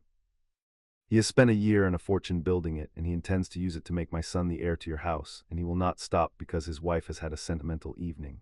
If I withdraw my claim, I withdraw it as his wife, against his will, in public, and you do not know Lucius if you think there is no price for that." She turned her cup a quarter turn. "But I will tell you what I felt the house say, because it is the only currency I have that you cannot get elsewhere. There is a third party in this. You know of Burke. You think he is a collector buying up the bones." Her eyes sharpened. "He is not. He bought the key to Selim Hall. I grew up being told 2 things about the hall: that it was the first seat of our line, and that we must never ever go there. My grandfather sealed it. My mother would not say the word aloud. Whatever Burke thinks is in that hall, he is not wrong that something is there, and the old blacks were more frightened of it than they were of anything in the world, and the old blacks were frightened of very little." She set the cup down with a click. "That is my gift to you. Burke is not after your gold. He is after the thing your family spent 2 centuries pretending did not exist. Find out what it is before he opens that door, because if a man like Cassius Burke wants it, you cannot afford to be the ones who arrive second." She did not withdraw her claim that day, but when they left, she walked them to the door herself, a thing Andromeda said later that Narcissa Malfoy did for no one, and at the threshold she paused and looked at the 2 of them standing together, and something old and complicated crossed her face. "My cousin Sirius loved you," she said to Harry. "He was a fool and a brute, and the only one of us with any joy in him, and he loved you, and I think he would have set fire to the entire family tree to see a Potter and a Muggle-born standing on the black throne, simply to watch our mother's portrait choke." For the first time the smile reached her eyes. "Tell me, does the portrait still scream?" "The house closed her curtains," Hermione said. "She hasn't made a sound since." Narcissa Malfoy laughed, a real laugh, startled out of her, and closed the door, and Harry thought, walking down the drive, that they had not gained an ally that day so much as watched one begin, very slowly, to change her mind. Ambrose Travers learned that his lien had collapsed from a junior clerk who did not yet know enough to be afraid of him, and he spent the rest of that morning discovering exactly how thoroughly a clever girl with access to his own paperwork had unmade 4 years of careful theft. He had been so careful. That was the part that galled him, alone in the conservator's office with the door warded and the blinds drawn. He had undervalued the estate by precisely the margin a tired auditor would not question. He had sold the lots through enough intermediaries that no single sale looked like a pattern. He had let Burke take the debts because Burke's lien made the whole estate look encumbered and worthless and not worth a closer eye, and now the very encumbrance he had welcomed had become the thread that unraveled everything because the lien was secured against his own false valuation, and the moment the bank questioned the valuation, his accounts of 18 months were one subpoena away from the open air. The owl from Burke arrived at noon, and it did not improve his morning. It contained no threat, which was worse than a threat. It contained an invitation to dinner, phrased with the courtesy of a man who has decided that you are now an asset he must either manage or discard, and Travers, reading it, understood that he had stopped being a partner in this enterprise and become a problem 2 more dangerous men were now deciding how to solve. So he did the only thing a cornered functionary could do, which was to reach for the one weapon a functionary always has: procedure. If he could not stop the heirs from being confirmed, he could at least control the ground on which the confirmation was fought. He drafted, that afternoon, a petition to expedite the attainder review, to drag the whole question of the House of Black before the Wisengamot at once, while he still held the office of conservator and the standing it gave him, before the bank's fraud inquiry could ripen, before the girl could build whatever she was building. Speed had become his only ally. If the House could be dissolved quickly on the clean question of blood and treason, then the messy question of his own accounts need never be asked at all. He sent the petition to a friend in the Wisengamot's scheduling office with a quantity of gold he could ill afford to lose, and he sat back in the conservator's chair he was about to lose, and he told himself that he had seized the initiative, when in truth he had only chosen the manner of his defeat. At Grimmauld Place, the heirs of the House of Black felt the initiative shift and did not yet know its shape. "He's gone quiet," Hermione said on the evening after Narcissa's visit, frowning over the day's intelligence, Varnock's notes from the bank, a clipping from the Prophet, a list of the day's small movements in the great slow game. "Travers. 3 days ago he was selling Hogsmeade out from under us and fighting our every filing. Today, nothing. No objections, no new sales, no procedural noise. He's stopped fighting where we can see him." She looked up. "Which means he's started fighting where we can't. People like Travers don't go quiet because they've given up. They go quiet because they've decided to do something they don't want watched." "The hearing," Harry said. He had learned to follow her down these paths now, and the bond, quiet, growing, a low, constant awareness at the back of his mind, carried her thinking to him faster than her words. "He's going to move on the hearing, the attainder. He can't beat us on the estate anymore, so he's going to try to get the whole house dissolved before the estate questions can be asked." "That's what I'd do," Hermione agreed grimly. "Get it in front of the Wisengamot fast on the one question where the law looks like it might be on his side, treason, blood, Bellatrix, and keep it away from the one question where the law is definitely on ours, which is what he did with the money." She pulled a clean sheet of parchment toward her, and Harry watched the fear become a plan in real time, the way it always did. "So we get ahead of it. We assume the hearing's coming and coming soon, and we build the defense now before he files, not after. We make the case so airtight that the moment he stands up to dissolve the House of Black, he hands us the platform to destroy him instead." She began to write fast. "Andromeda taught us the houses. Now I'm going to learn the law better than the man who's about to weaponize it, and when he comes for us in that chamber, he's going to find we've been waiting 3 days longer than he has." Harry looked at her bent over the parchment in the lamplight, building a fortress out of statutes against an attack that had not yet come, and felt the particular certainty he had felt at every worst moment of his life when she was on his side of it, that whatever was coming, they would meet it already braced. "Enjoying this," he said, "a bit, aren't you?" Hermione did not look up, but the corner of her mouth moved. "I spent a year living in a tent, being hunted, with no idea whether anything I did mattered," she said. "This is the first fight I've ever been in where the weapons are things I'm actually good at. The law, the argument, being right and proving it." She dipped her quill. "So yes, a bit. Don't tell anyone. It's not a very heroic thing to admit that you've finally found a war you're built for." She glanced up at last, and there was something fierce and bright and entirely herself in her face. "But this one we're going to win on my ground, Harry, in a room with the law in front of the whole country, and they are not going to know what hit them." The ground came last, and it came at Hogsmeade. The Black estate had owned 3 buildings on the High Street since before the village had a High Street, and Travers had put all 3 up for sale in a single lot, scheduled to close in 4 days, a deliberate fire sale, Hermione was certain, to convert the property to gold he could skim before the attainder review made the whole question moot. The buyer was a shell company. The shell company Varnock had established within a day was Burke. He's not even hiding it well anymore, Harry said. He doesn't think he has to, said Hermione, and 4 days ago he'd have been right, but Travers can only sell estate property if the estate is in conservatorship, and the estate stopped being in conservatorship the moment the house got ahead. He's selling property he no longer has the authority to sell. She was already writing. We don't go to Burke, we don't go to Travers. We go straight to the Department of Magical Estates and file to void the sale on the grounds that the seller lacks authority, and we attach Scarrow's certificate, which proves the house has lawful heads, which proves the conservatorship ended, which proves Travers's authority ended with it. It's not even a clever argument, it's just true, and we're the first people in 18 months with standing to say so. They filed it the next morning.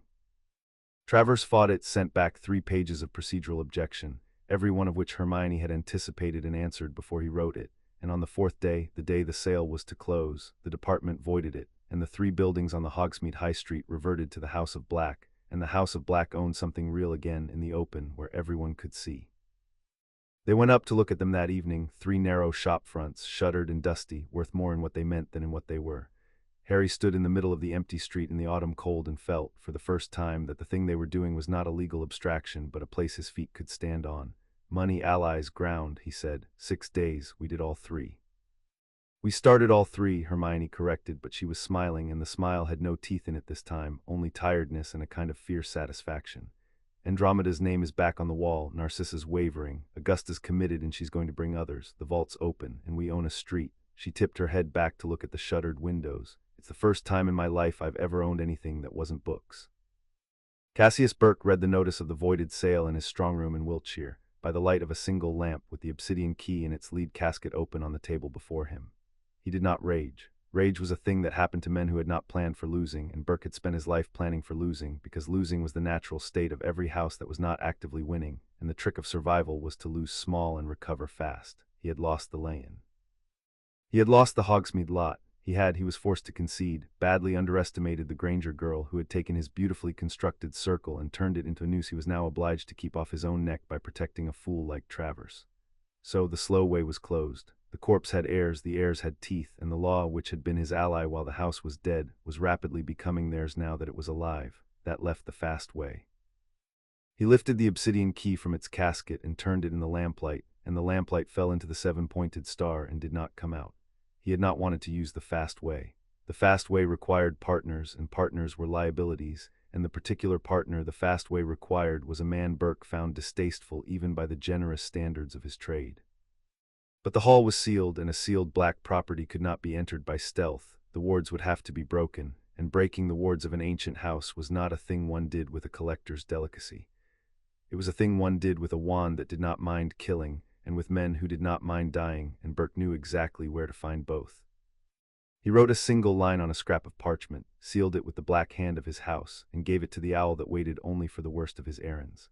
The line read, "The slow way is closed. Are your friends still hungry?" CB in a rented room in a city that did not ask questions, a man with a long scar down one side of his face and the dark mark faded to a gray bruise on his arm read the line by candlelight and smiled and reached for his wand. Corbin Yaxley had spent 18 months running and hiding and being hungry, and the one thing he had wanted in all that time was a reason and a paymaster, and Cassius Burke had just sent him both in 11 words.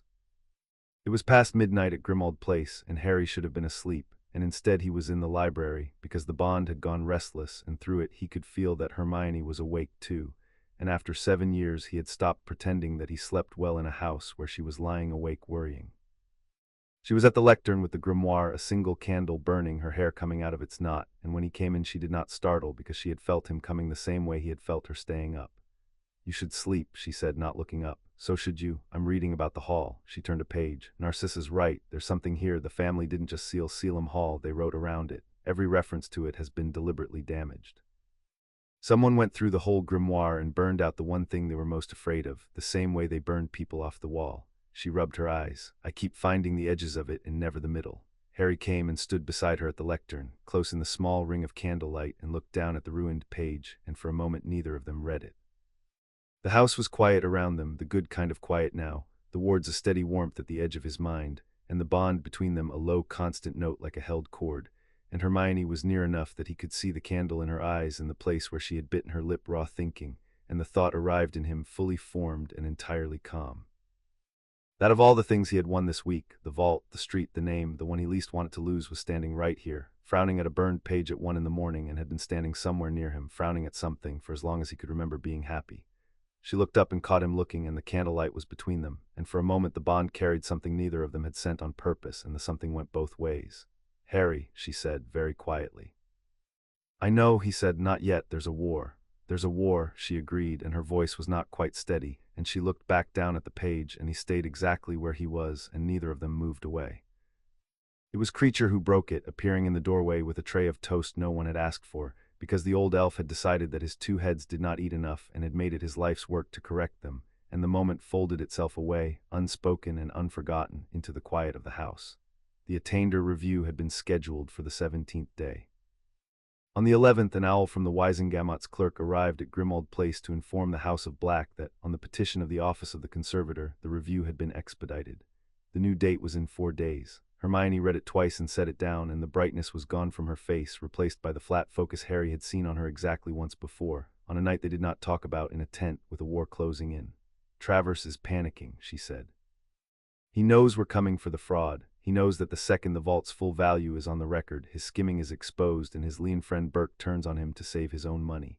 So he's trying to get the house dissolved before any of that can happen, get the attainder confirmed, get the house declared a traitor line, get the whole estate condemned and the records sealed before we can put him in front of the Wisengamot." She looked up. "It's a race now. Whoever gets to the Wisengamot first with their version of the truth wins. He's moved it to 4 days because he thinks we can't be ready in 4 days. Harry looked at the wall of names, at Andromeda's healed face, at Doria's, at the 2 living names burning at the bottom, and then at Hermione, who was already pulling parchment toward her, already building in her head the things she would say in 4 days to a room full of frightened, greedy people who would decide whether everything they had won was real. "Can we be ready in 4 days?" he asked. "No," she said, and dipped her quill. "So we'll be ready in 3. They were ready in 3 because Hermione did not sleep and would not let the rest of them sleep either, and because the House of Black, it turned out, had more allies than a wall of dead names had any right to produce. The case itself was a fortress, and she built it the way she built everything, from the foundation up. The attainder against the House of Black rested on a single claim, that the house was a traitor line, having produced Bellatrix Lestrange and supported the Dark Lord, and was therefore subject to forfeiture under the wartime statutes.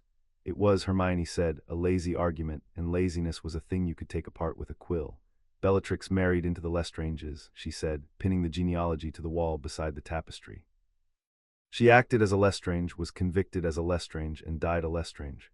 The Lestrange estate was attainted years ago, correctly, but the attainder on Black is being argued on the same evidence, which is double jeopardy of a kind the law has actually never permitted. You cannot forfeit one woman's crimes against 2 houses. She moved to the next sheet. "Regulus Black died fighting the Dark Lord, and I can prove it now, because we have the house's own memory and Creature's testimony, and a locket I intend to enter into evidence. Sirius Black died an innocent man, posthumously cleared. Andromeda Black fought for the Order. The only Blacks who served the Dark Lord did so under other names or are dead and disowned. The house itself never took the mark." She set down the quill. "Travers is asking the Wisengamot to dissolve an ancient house for crimes committed by people the house had already cast out. We're going to make him say that sentence out loud in front of Griselda Marchbanks, and then we're going to make him explain why the official value of the estate he's been administering is 1/3 of what we found in the vault." Allies came faster than even Andromeda had predicted, because nothing recruits like the smell of a winning side, and because Augusta Longbottom had spent 2 days in the Wisengamot's tea room being terrifying on their behalf. By the second evening they had 4 houses committed. Longbottom, of course, the ancient and impoverished House of Ollivander, whose head remembered being saved from a cellar and had a long memory for debts. House Greengrass, pragmatic and watching the wind. And to everyone's surprise, House Shaffic, whose dowager matriarch sent a note saying only that she had been at school with Walburga Black, had loathed her, and would vote for anyone who had made the dreadful woman's portrait stop shrieking. Griselda Marchbanks committed to nothing. She came to Grimmauld Place once uninvited on the second day, a tiny ancient witch with eyes like a hawk's, who walked the length of the war room reading the parchments on the wall without being asked and without apology, and stopped a long time before the tapestry and the 2 living names burning at the bottom of it. "You have not asked for my vote," she observed. "No," Hermione said. "Why not? Everyone asks for my vote. Malfoy has asked 3 times. He sent me a case of elf-made wine I am too old to drink and too vindictive to return." Marchbanks turned from the wall. "You have not so much as written to me." Because Augusta told me you despise being courted, Hermione said, and because I'd rather you decided we were right than decided we were charming. If I'm wrong about the law, I don't want your vote. If I'm right, I won't need to ask for it. She paused. I've put the whole case on that wall. You've just read it. If there's a hole in it, I'd genuinely like you to tell me, because I'd rather find it here than at the hearing. Marchbanks looked at her for a long moment, and something that might, on a less severe face, have been approval moved across the deep lines of hers. There is no hole in it, she said. That is the first time in 11 years I have walked into a great house and not been lied to before the tea was poured. I examined your mother and the magic for her NEWTS, Doria Black, I mean. The resemblance in method is uncanny, and you have never met her, which makes it stranger. She picked up her stick. I decide nothing before I must, and I have decided nothing now, but I will say this, Lady Black. I have sat in the Wisengamot for 60 years, and I have watched it dissolve exactly nothing of consequence, because the men who run it are cowards who prefer to let things rot rather than be seen to kill them. To dissolve your house, Travers must persuade that room to do a brave and final thing. To save it, you need only persuade them to do nothing. Her hawk's eyes glinted. I have spent my life despairing of their cowardice. It will be a novelty to watch it work in someone's favor. She left without another word, and Harry looked at Hermione, and Hermione let out a breath she had clearly been holding since the woman walked in. That, she said, is the closest thing to yes that woman has said since the last war. We're not going to lose this on the law. She turned back to the wall, and the brightness came back into her edged now. Which means Travers won't try to win it on the law. He'll try to win it some other way, and I'd very much like to know what way before Thursday. He tried to win it the oldest way there was, and he did not try it alone. In a private room above a wine merchant's in Diagon Alley, 2 evenings before the hearing, Conservator Ambrose Travers sat across a small table from Lucius Malfoy and discovered, as men of his sort always eventually discovered, that the price of a powerful friend is paid in advance and forever. You have made a mess, Ambrose, Lucius said. He had not touched the wine. You valued the estate to suit your own pockets, and now that valuation is a noose, and you have come to me to hold the other end of the rope so that it does not tighten. Do not insult us both by pretending otherwise. The girl found the assessment, Travers said. His gray composure had developed cracks. If the true value comes out at the hearing, Lucius, it isn't only the lay-in, it's 18 months of accounts. I am ruined and possibly imprisoned, and you, he leaned forward, you do not walk away clean either, my lord, because some of what I skimmed went to building your wife's claim, and the goblins keep very tidy books. For a moment Lucius said nothing, and the temperature of the room changed, and Travers understood that he had just made the single error a man in his position could not afford, which was to threaten a man who had more to lose and more practice losing it. Then we are agreed, Lucius said softly, that the hearing on Thursday cannot be permitted to become an examination of the estate's accounts. He turned his cane in his gloved hands. Fortunately, that is a matter of procedure, and procedure is the one thing in this country still for sale. The hearing is to consider the attainder, the question of whether the House of Black is a traitor line. If the chair can be persuaded to keep the proceedings strictly to that question, and to rule the estate's valuation irrelevant to it, then your accounts never come into evidence, and the girl's clever trap never springs, and the only question before the room is whether 2 children may keep a house that half the room would rather see dissolved. His pale eyes were flat as coins. I can buy you that ruling, Ambrose. The chair owes me a favor older than your career, but understand what you are buying it with. After Thursday, you're mine, not the ministry's, mine. You will value what I tell you to value and find what I tell you to find, for as long as I find you useful, and on the day I do not, the goblins' tidy books will find their way to the Aurors by an owl that cannot be traced to me. He rose. Drink your wine, you look as though you need it, and do try to remember when you stand up on Thursday that you are no longer a conservator. You are a man reading lines I have written. It will go better for you if you do not improvise. He left Travers alone with the untouched bottle and walked down into Diagon Alley, and felt for the first time in days that the resurrection of the House of Black might yet be turned from a catastrophe into an opportunity, because a house that could not be inherited by default might still be inherited by attrition, and Lucius Malfoy had outlasted cleverer enemies than a Granger girl with a good case and a wall full of dead names. What he did not know, what none of them at that table knew, was that 2 days earlier, in a strong room in Wiltshire, another man had decided that the slow ways and the clever ways and the procedural ways were all alike too slow, and had reached instead for a man with a faded mark and a long scar and nothing left to lose. The morning of the hearing came gray and cold, with a wind off the river that smelled of rain. Harry stood at the drawing-room window in robes that Andromeda had insisted on, black with the black arms worked small at the collar, and watched the light come up over London, and felt the house steady around him like a held breath. Behind him, Hermione was reading her notes for the last time, though she had not needed notes in years and they both knew it. The reading was a ritual, a way of putting her armor on. The Grim paced the length of the room once and lay down across the doorway, and Creature pressed a cup of tea into Harry's hands without a word and stood beside him. the old elf's eyes fixed on the same gray window, as if the two of them were keeping a watch together. "Whatever happens in that room today," Hermione said behind him, "we've already changed the answer to one question. 3 weeks ago, the House of Black was a thing being sold for parts at an auction. Today, the most powerful people in Britain have to stand up in public and decide, out loud, whether to kill it. That's not nothing, Harry. They have to choose now where they were content to let it rot." She came to stand beside him at the window, and the bond carried her steadiness across to him and his back to her, and for a moment the three of them, the boy, the woman, the old elf, stood in a row and watched the day come. Win or lose, they don't get to pretend it was already dead. "We made them look at it alive. Then let's go make them look at it," Harry said, and set down the tea, and the House of Black went out to fight for its life in the open before the whole of the country that had buried it. What none of them yet knew was that the fight in the Wisengamot was the one their enemies wanted them to be watching, and that while 3 men maneuvered over a hearing in a marble chamber, a 4th was already moving, in the dark, toward a sealed door in the hills, with a key of obsidian and a handful of hungry wands, intending to win the whole war while everyone else argued about the law. Chapter 3 and Chapter 4. Old Enemies. The Wisengamot chamber was a deep amphitheater of black stone, ringed with benches that climbed into shadow, and it had been built, Harry thought, by people who wanted anyone standing at the bottom of it to feel exactly as small as he felt now. They stood together at the floor of the chamber, Harry and Hermione, in the black robes with the small silver arms, with Andromeda and Augusta Longbottom seated among the houses above them, and Varnock in the gallery reserved for the Goblin Nation. The benches were full. A dissolution hearing for an ancient house had not been called in 4 centuries, and the whole of the Wisengamot had come to watch, and the watching had a flavor to it that Harry recognized from the Triwizard Tournament and from his own trial at 15, the particular appetite of a crowd that has come to see whether someone will be destroyed. The chief warlock that season was a soft, careful man named Ulysses Crewe, who had been chosen for the chair precisely because he had never in his life done anything decisive, and who now looked down at the 2 young people on the floor with the expression of a man who would very much have preferred to be elsewhere. "The office of the Conservator," he began, "petitions for the dissolution of the most ancient and noble House of Black on the grounds that it is a traitor line within the meaning of the wartime forfeiture statutes.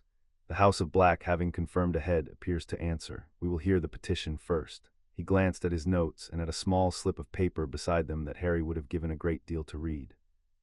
"I will note for the record, on a point of procedure raised and granted before the session, that these proceedings are confined strictly to the question of the attainder. The valuation, administration, and accounts of the estate are not before this body and will not be admitted. The question is one of blood and loyalty, not of gold." Beside Harry, Hermione did not so much as blink, but through the bond he felt the small, cold click of confirmation. There it is, and understood that she had been right, that Lucius had bought the ruling, that the door she had built to destroy Travers had been quietly bricked up before she ever entered the room. Travers rose to put the petition, and he put it well, because Lucius had written it well. He did not rant. He spoke in the measured, regretful tones of a public servant performing a painful duty, and he laid the corpses of the Black family on the table one by one, Bellatrix, who had tortured the Longbottoms into madness, the Death Eaters the house had sheltered, the very motto woven into the wall of Grimmauld Place, Tauger's Pur, which he read aloud twice. "This is not a house that strayed," he said. "This is a house that built its entire identity on the doctrine that brought us a war. The question before you is not whether 2 pleasant young people should have a fortune. It is whether this country can afford to let the name of Black stand, restored and rich and seated among you as if the last war had never happened." He sat. It was, Harry admitted, a good speech, and a low murmur ran round the benches that had teeth in it. Then Hermione stepped forward and the chamber went quiet, because the whole country had read about her for years, and almost none of them had ever heard her speak. "Conservator Travers asks you to dissolve a house for crimes," she said. "So let's be precise about the crimes and about who committed them, because the law is precise even when the petition is not." She did not raise her voice. She did not need to. The chamber's enchantments carried it to the highest bench. Bellatrix Black committed monstrous crimes. She committed them as Bellatrix Lestrange, married into the house of Lestrange, convicted as a Lestrange, and the Lestrange estate was attainted for them correctly years ago. The Conservator now asks you to forfeit those same crimes a second time, against a different house. There is a word for punishing the same act twice. It is not a word this body has ever permitted to be used in its own chamber. She let it land. Regulus Arcturus Black died at 18, destroying one of the Dark Lord's most guarded weapons in secret, with no one to know and no reward to gain. I can prove it, the house remembers it, and I will enter that memory if this body wishes to see it. Sirius Black was imprisoned without trial and posthumously cleared of all charges by this very ministry. Andromeda Black fought for the Order of the Phoenix and lost her husband, her daughter, and her son-in-law to the war the conservator says her house supported. Her eyes moved up the benches, unhurried. Every Black who served the Dark Lord did so under another name, or is dead, or was cast out of this house by its own hand before the war began. The house itself never took the mark. You are being asked to execute a family for the sins of the relatives it had already disowned. And I would gently remind this body that nearly every house seated in this chamber has, somewhere in its tree, a relative it is glad the rest of us have agreed to forget. The murmur this time was different. Harry watched it move across the benches, watched 200 people who each had a Bellatrix somewhere in their own attic do the arithmetic Hermione had just handed them. The conservator says the question is whether this country can afford to let the name of Black stand, Hermione finished. I put it differently. The question is whether this body wants to establish today in writing that an ancient house can be dissolved for the crimes of its disowned dead, because if you dissolve Black on that principle, you have handed any future ministry a key to every vault and every seat in this room. You would not be killing one old house. You would be teaching the ministry that it can kill any of you whenever the politics are convenient, as long as it can find one bad relative in your past. She inclined her head. I trust this body to act in its own interest, if nothing else. The House of Black asks only that you do nothing, that you decline to set that key in the ministry's hand. That is all. Decline to be brave on the conservator's behalf. She stepped back, and Harry felt, through the bond, the enormous effort it had cost her to keep her voice level, and he stood a half step closer to her so that the contact at the edge of his sleeve could carry what he could not say in that room. High on the benches, Griselda Marchbanks rose. She did not speak for long. I have sat in this chamber 60 years, she said, and I have never heard the law stated more cleanly by anyone on either side of this floor. The petition asks us to do a thing we have no power to do twice and no wisdom to do once. I will vote against dissolution, and I will say openly that any member who votes for it has either not understood the precedent he is setting or does not care that the next house dissolved on it may be his own. She sat, and that, Augusta had told them, was the entire game. Marchbanks did not whip votes. She gave the cowards permission, and the cowards took it. The vote was not close. The House of Black would not be dissolved. The attainder was struck down, the 3 seats confirmed pending only the formality of the seating vote, and a sound went round the chamber that was part relief and part the disappointment of a crowd cheated of an execution. Travers had won his procedure and lost his war, and his face, as he gathered his papers, was the gray of a man who has just understood that the powerful friend who saved his accounts today owns the rest of his life. We won, Harry murmured, as the chamber began to empty above them. We won the hearing, Hermione said, and there was no triumph in it, only a wariness that put the hair up on his arms. Travers walked. His accounts never came out. Lucius spent a favor to brick up my best weapon, and he doesn't spend favors to protect men like Travers unless the man is worth more to him alive and frightened than ruined. She watched Lucius descend the far stairs, unhurried, exchanging a word here and a nod there, a man entirely at home. He's not finished. And Burke wasn't even here today. A man fighting for his fortune doesn't miss the hearing that decides it. She turned to Harry, and the bond between them had gone tight as a drawn wire. Where Burke, Harry? Why isn't he here? They found out on the walk home. They had chosen to walk the last stretch through Muggle London on purpose. Apparition left a trace, and Hermione had wanted an hour without one while the news of the verdict was still settling, and so they were on foot in the early dark on a quiet street between a shuttered bookshop and a churchyard wall when the lamps went out. All of them at once, the whole length of the street, with the small dying line of street lamps that should not all fail together. Harry had his wand out before the last one died. Beside him he felt Hermione drop into the same readiness, the bond carrying her focus into him and his into her, the two of them turning back to back without a word, the way they had learned to in a year of being hunted. 4, Hermione breathed, 2 ahead, 2 behind. They came out of the churchyard. 5, Harry said, there's one on the wall. The first curse came green and silent out of the dark, and it was meant to kill, and it was meant for Hermione, and Harry did not think. There was no time to think. There was only the bond, which had carried the attacker's intent to him a half-second before the wand moved, and he was already pulling her down and sideways as the killing curse passed through the space where her head had been and burst a hole in the churchyard wall. After that, it was not a duel. It was a brawl in the dark against people who had come to murder them, and Harry had been in exactly this kind of fight too many times to be anything but very, very fast. He took the first attacker off his feet with a stunner before the man could line up a second curse, and Hermione took the second with a reductor that flung him into the iron railings hard enough to bend them, and the two of them moved together through the dark in a way that had nothing of fear in it and everything of practice, Harry's shields rising the instant Hermione's curses left her wand, her counters snapping out to cover the half-beat after his. Neither of them needing to call a target, because the bond was calling targets faster than speech. Jet of fire roared down the street, and Hermione turned it with a wall of water dragged out of the churchyard fountain. A flagstone tore itself up at a snarled word, and Harry shattered it into gravel an inch from her back. They were not two people fighting near each other, but one thing fighting from two bodies, and the men who had come to kill them, competent men, dark men, men who had killed before, found themselves, for the first time in their careers, badly outmatched. The man on the wall was different. He dropped into the street between them and their attackers, and the street lamps came back on for an instant in his wand light, and Harry saw the long scar down one side of his face and the faded gray mark on his forearm where he'd shoved his sleeve back to duel, and knew him from 100 wanted notices. "Yaxley," Harry said. "Lord Black." Corbin Yaxley smiled, and there was nothing behind it. "And the Mudblood Lady. I've been paid a great deal of gold to make this quick, but I confess I've been looking forward to taking my time." His voice was flat and cold, the voice of a man who had run out of everything except appetite. "Do you know, I spent 18 months in holes in the ground because of children like you. I am going to enjoy correcting the record." He was fast and he was vicious, and for 10 seconds he drove them both back down the street under a barrage that gave neither of them room to breathe. A duelist of the old war who had killed and tortured and knew 100 ways to end a fight that the textbooks did not teach. He cracked Harry's shield. He opened a line of fire across Hermione's arm that made her gasp and stagger. He had for 10 seconds the upper hand, and he knew it, and the cold smile widened. He did not see the shadow come over the churchyard wall. The grim of the House of Black hit Corbin Yaxley like a fall of night. There had been no dog on the street, and then there was a creature the size of a small horse with eyes of cold blue fire, and it took Yaxley off his feet and bore him to the ground beneath 200 pounds of fury that the killing curse, when he screamed it into the dark, passed straight through as if through smoke. The warden of the House of Black could not be killed by a curse because it was not, in any way the curse understood, alive. It was the house's protection given teeth, and its two heads had been in danger, and it had crossed half of London in the space between heartbeats to answer. Yaxley did not die. The Grim did not kill him because Harry, gasping, his shield arm numb, shouted alive. And the great hound, against every instinct, closed its jaws on the man's wand arm instead of his throat and held him pinned and shrieking against the cobbles while Hermione, blood running down her own arm, bound him in ropes that bit. The other 4 attackers had fled into the dark the moment the Grim appeared.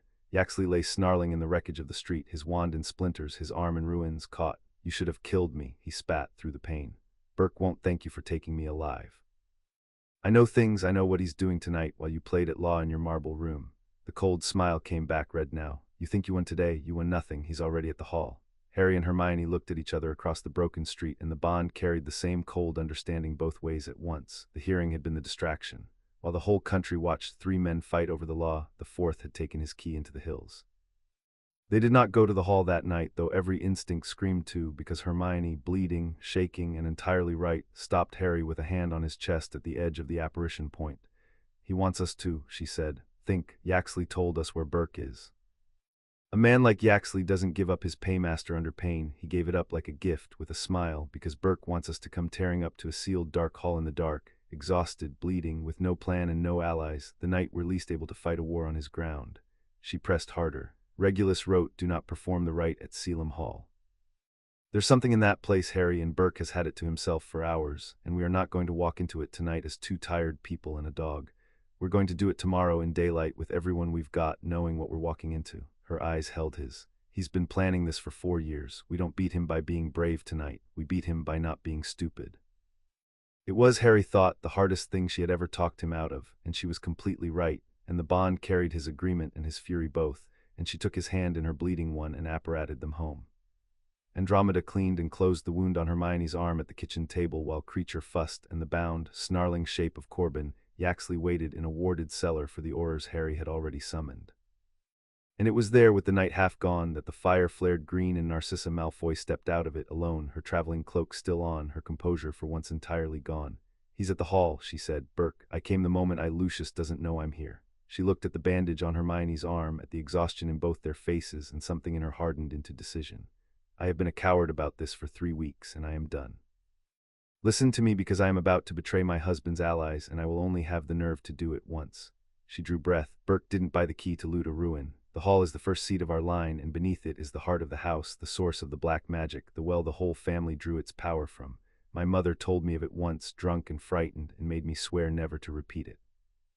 She said an ancestor of ours tried to make the bloodline immortal by binding himself into the heart, and that it did not work, and that it did not entirely fail, and that the family sealed the hall not to keep people out, but to keep something in." Her hands were shaking. "Burke thinks the heart is a weapon or a fortune or a source of power he can take. He doesn't understand what's down there. Neither did the men he hired." And the two of you have just bound yourselves to this house as its heads, which means that whatever wakes when Burke breaks the seal will not reach for him. She looked between them, white-faced. It will reach for you. You are the heads of the house now. The heart of the house belongs to you, and so I am very much afraid does the thing that has been waiting in it. You cannot let Burke open that door without you there. And you cannot survive being there unless you know before you go that the most dangerous thing in Selim Hall is not Cassius Burke at all. The fire crackled. The Grim in the doorway lifted its great head and stared at the dark beyond the window toward the distant hills, and from somewhere very far away, too far for any natural sound, there came, faint and cold, the first low note of something underground beginning, after 200 years, to wake. Then we go at dawn, Hermione said quietly into the silence, and we go knowing. She looked at Harry, and the bond between them was steady now, steady as it had been at the worst moment of the rite, two people holding the same weight and refusing to drop it. All of us, everything we have. We've spent 3 weeks taking this house back room by room and law by law. Her jaw set. Tomorrow we go and take back its heart. For a long moment after Narcissa's words, no one in the kitchen moved. It was Hermione who broke it, and she broke it the way she always broke a silence that had grown too heavy, by turning the dread into a list, because a list was a thing you could act on and a dread was only a thing you could drown in. All right, she said. Then we know 3 things we didn't know an hour ago. 1. Burke is at the hall now, tonight, breaking a seal the Black family was too frightened to leave standing. 2. There's a thing under that hall that has wanted us specifically since the night of the rite, and it's part of the house's own magic, which means we can't simply curse it down. 3. She looked at Narcissa. We have someone who knows more about it than anyone alive, and she's just risked her marriage to come and tell us.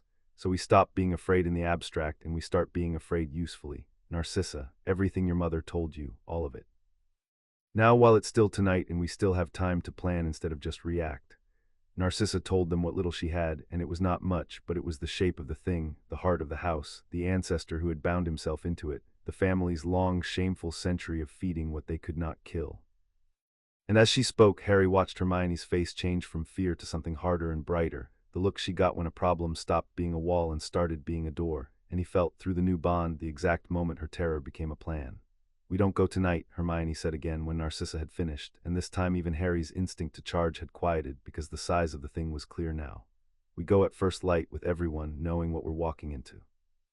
Burke's had hours, a few more won't matter, and the thing in the heart isn't going anywhere it's been for 200 years. What matters is that we don't arrive as 2 exhausted people and a dog. We arrive as the House of Black, all of it, everyone who will stand with us, and we arrive having thought. They worked through the night because there was too much to do to sleep, and the not sleeping was better than lying awake with the cold sound from the hills in their ears. Andromeda drew the maps. Varnock was summoned and came grumbling about the hour and then went silent and grim when he heard what they faced. Owls went out to Ron, to Neville, to Augusta, a careful, coded summons that said only that the House of Black had need of its friends at dawn and would explain when they came. And in the gaps between the planning, the dread crept back in, because dread always did, and each of them handled it in their own way. Creature handled it by cooking.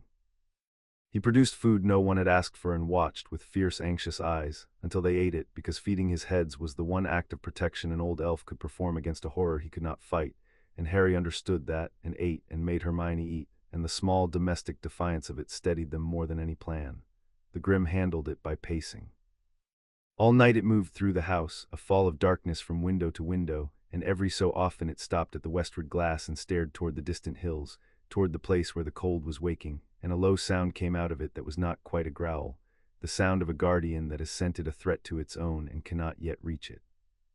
Once, near 3 in the morning, it came and laid its great head in Hermione's lap as she bent over the maps, and she put her hand on its skull without looking, and the two of them, the lady and the warden, kept a kind of watch together over the work. And Harry handled it by sitting, for a while in the small hours, with Andromeda and Narcissa, the 2 black sisters in the same room for the first time in 25 years, brought together by a horror under a hill, and listening to them begin, haltingly, awkwardly, to be sisters again. They did not say much. There was too much between them for words to carry in a single night. But Narcissa poured Andromeda's tea without being asked, and Andromeda let her, and that was its own language, and Harry, who had grown up with no family at all and was building one now out of the wreckage of the cruelest house in Britain, found that watching it helped somehow against the cold from the hills. "They'll be all right, you know," Andromeda said to him quietly at one point, nodding at the maps, at the plan, at the whole impossible morning ahead. "You too, whatever's down there." "I've watched a great many people walk into a great many horrors, Harry. Most of them went in alone or went in beside people they couldn't fully trust. You're going in beside her." She looked at Hermione, bent over the maps with the Grim's head in her lap, and at Harry, and something gentle and certain moved across her tired face. "The thing in that hall trades in fear and loneliness, my mother's nightmare."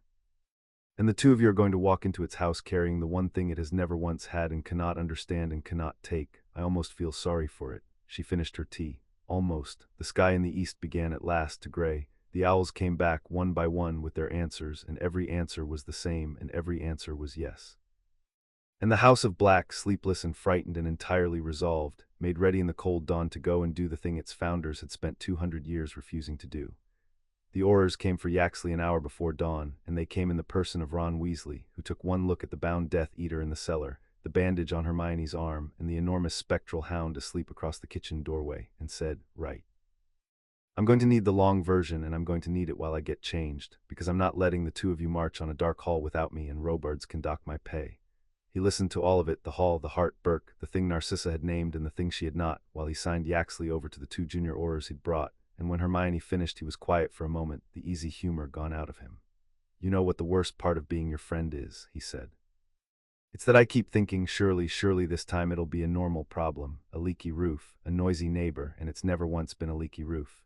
He pulled his Auror's coat on over his shoulders. "Burke's been on the most wanted watch list as a person of interest for a year, gold moving through dead men's accounts, the company that bought your Hogsmeade lot. I can come in an official capacity. He breached a sealed ancient property tonight with hired wands and at least one fugitive. That's enough warrant for any door in Britain." He looked at the two of them, and for a second the boy who had shared their tent in the worst year of their lives looked out of the Auror's face. "I'm glad it's you two, you know. On the throne, I mean, if it had to be anybody, I'd have made a rubbish lord. I'd have sold the tapestry for Quidditch tickets." It was not eloquent, and it did not need to be, and Hermione hugged him hard with her unbandaged arm, and the thing that might have been awkward between the three of them years ago was simply warmth now, worn smooth by everything they had survived together. By the time the sky began to gray, the kitchen at Grimmauld Place had become a council of war. Andromeda spread a map of the estate she had drawn from memory, Selim Hall in the hills of the Welsh Marches, a ruin to Muggle eyes, a fortress to magical ones. Varnock arrived from the bank with the deeds and, more usefully, the original black wardstone schematics, 400 years old. Neville came because Harry asked, and Augustus sent him with a flask of something that smelled of his greenhouse and a grim set to his jaw. And Hermione stood at the head of the table and turned 100 frightened impulses into a plan. "We are not storming a castle," she said. "We're reclaiming a house that is ours. That's the whole of our advantage, and we are going to use every drop of it. The hall doesn't recognize Burke, it recognizes us. Varnock's schematics say the outer wards were keyed to the blood of the head, which is now Harry and me. Burke has the key to the door, but he doesn't have the house, and the difference between those two things is the difference between a guest and a thief." She tapped the map. "We go in at dawn because the black magic runs to the stars, and the dawn is when the night magic is weakest, and ours is different. Andromeda and Varnock hold the threshold and the wardstone. If anything goes wrong with the house itself, they're the only two who can speak to it from outside. Ron's the warrant and the wand at our backs. Burke's hired men are killers, and there may be more of them. Neville, creature, you're with us in the deep. Harry and I go to the heart because we're the only ones who can, and because whatever's down there is going to reach for us whether we like it or not, and I would rather meet it standing than have it come find us." "And the thing Narcissa named," Neville said quietly, "the ancestor, the one in the heart." Hermione's jaw tightened. "I've read everything the grimoire has left on it, which is almost nothing, because the family burned it out the same way they burned out people. Here's what I'm sure of. 200 years ago, a black called Cassiopeus tried to cheat death by binding his mind into the heart of the house, into the family's magic itself. He thought if he became the house, he'd live as long as the house lived. The family sealed the hall to contain what he became." She looked around the table. "He is not a ghost. A ghost is a person who stayed. This is a person who tried to eat his own family's magic and got stuck halfway and has been alone in the dark with it for 2 centuries, and he is going to be very, very glad to see 2 living heads of the line walk through his door." She drew a breath. "Do not listen to him. Whatever he offers, and he will offer something because that's how the old blacks work. They bought you before they broke you. Do not listen. We are not going down there to bargain. We are going down there to take our house back from a man who stole the key and a king who stole the throne, and we are going to do it together, because that is the one thing this house was built to need, and the one thing none of our enemies has." Far to the west, in the dark before that dawn, Cassius Burke set the obsidian key into a door that had not been opened in 200 years, and learned the difference between a guest and a thief. The outer gates of Selim Hall had taken his hired cursebreakers 4 hours and one of their lives to bring down. The wards had killed a man named Selby outright, simply folded him out of existence between one step and the next, and the others had grown very quiet after that. But the key was true, and the inner door knew the key, and at the turn of it the great doors of the hall ground open onto a darkness that smelled of cold stone and old stars and something underneath that Burke, who had spent his life among dark things, did not have a name for. He went in with 3 men and a great deal of confidence, and rather less of both with every chamber he passed. The hall was not ruined inside. That was the first wrongness. The mug-repelling charm showed a roofless shell to the world, but within, the rooms stood whole and furnished and waiting, dust-free, lamplit by flames that had no business still burning, as though the house had been kept ready by a servant who had been dead for centuries. Portraits watched them pass and did not speak. A long gallery of black faces, generation on generation, all turned to follow the intruders with painted eyes, and not one of them said a word, and the silence of 200 painted blacks who would not even shriek was worse than any scream. "It's a tomb," one of his men muttered. "We shouldn't be in a tomb." "It's a vault," Burke corrected, "and vaults are meant to be entered." But his voice was not quite as steady as he would have liked, and when they came at last to the head of the great stair that spiraled down into the foundations, down toward the cold he could feel now in his teeth, the cold that came up out of the deep dark below like breath, even Burke paused. There was a light at the bottom of the stair, not lamplight.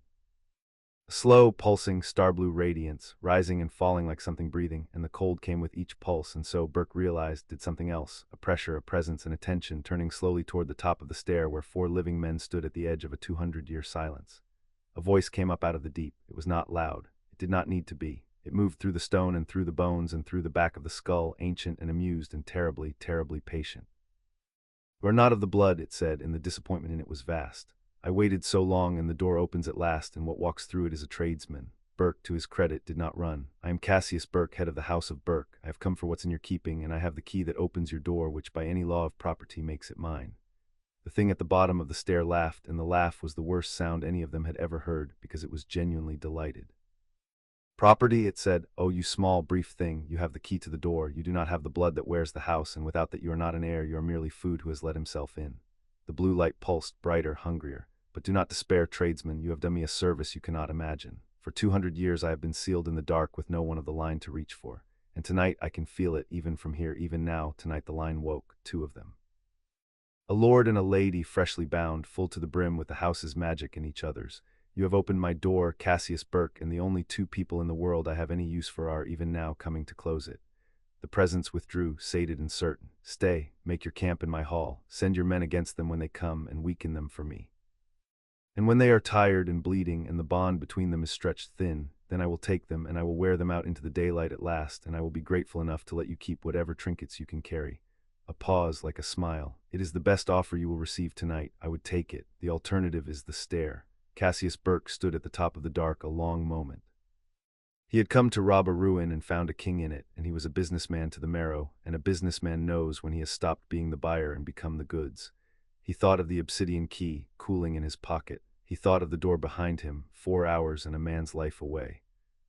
And he thought with the cold clarity that had kept his house alive for 1,000 years, that there was still one party in this who needed him. The thing in the dark wanted the heirs weakened, and weakening people was a service Burke could provide, and a man who is useful is a man who is, for a little while longer, alive.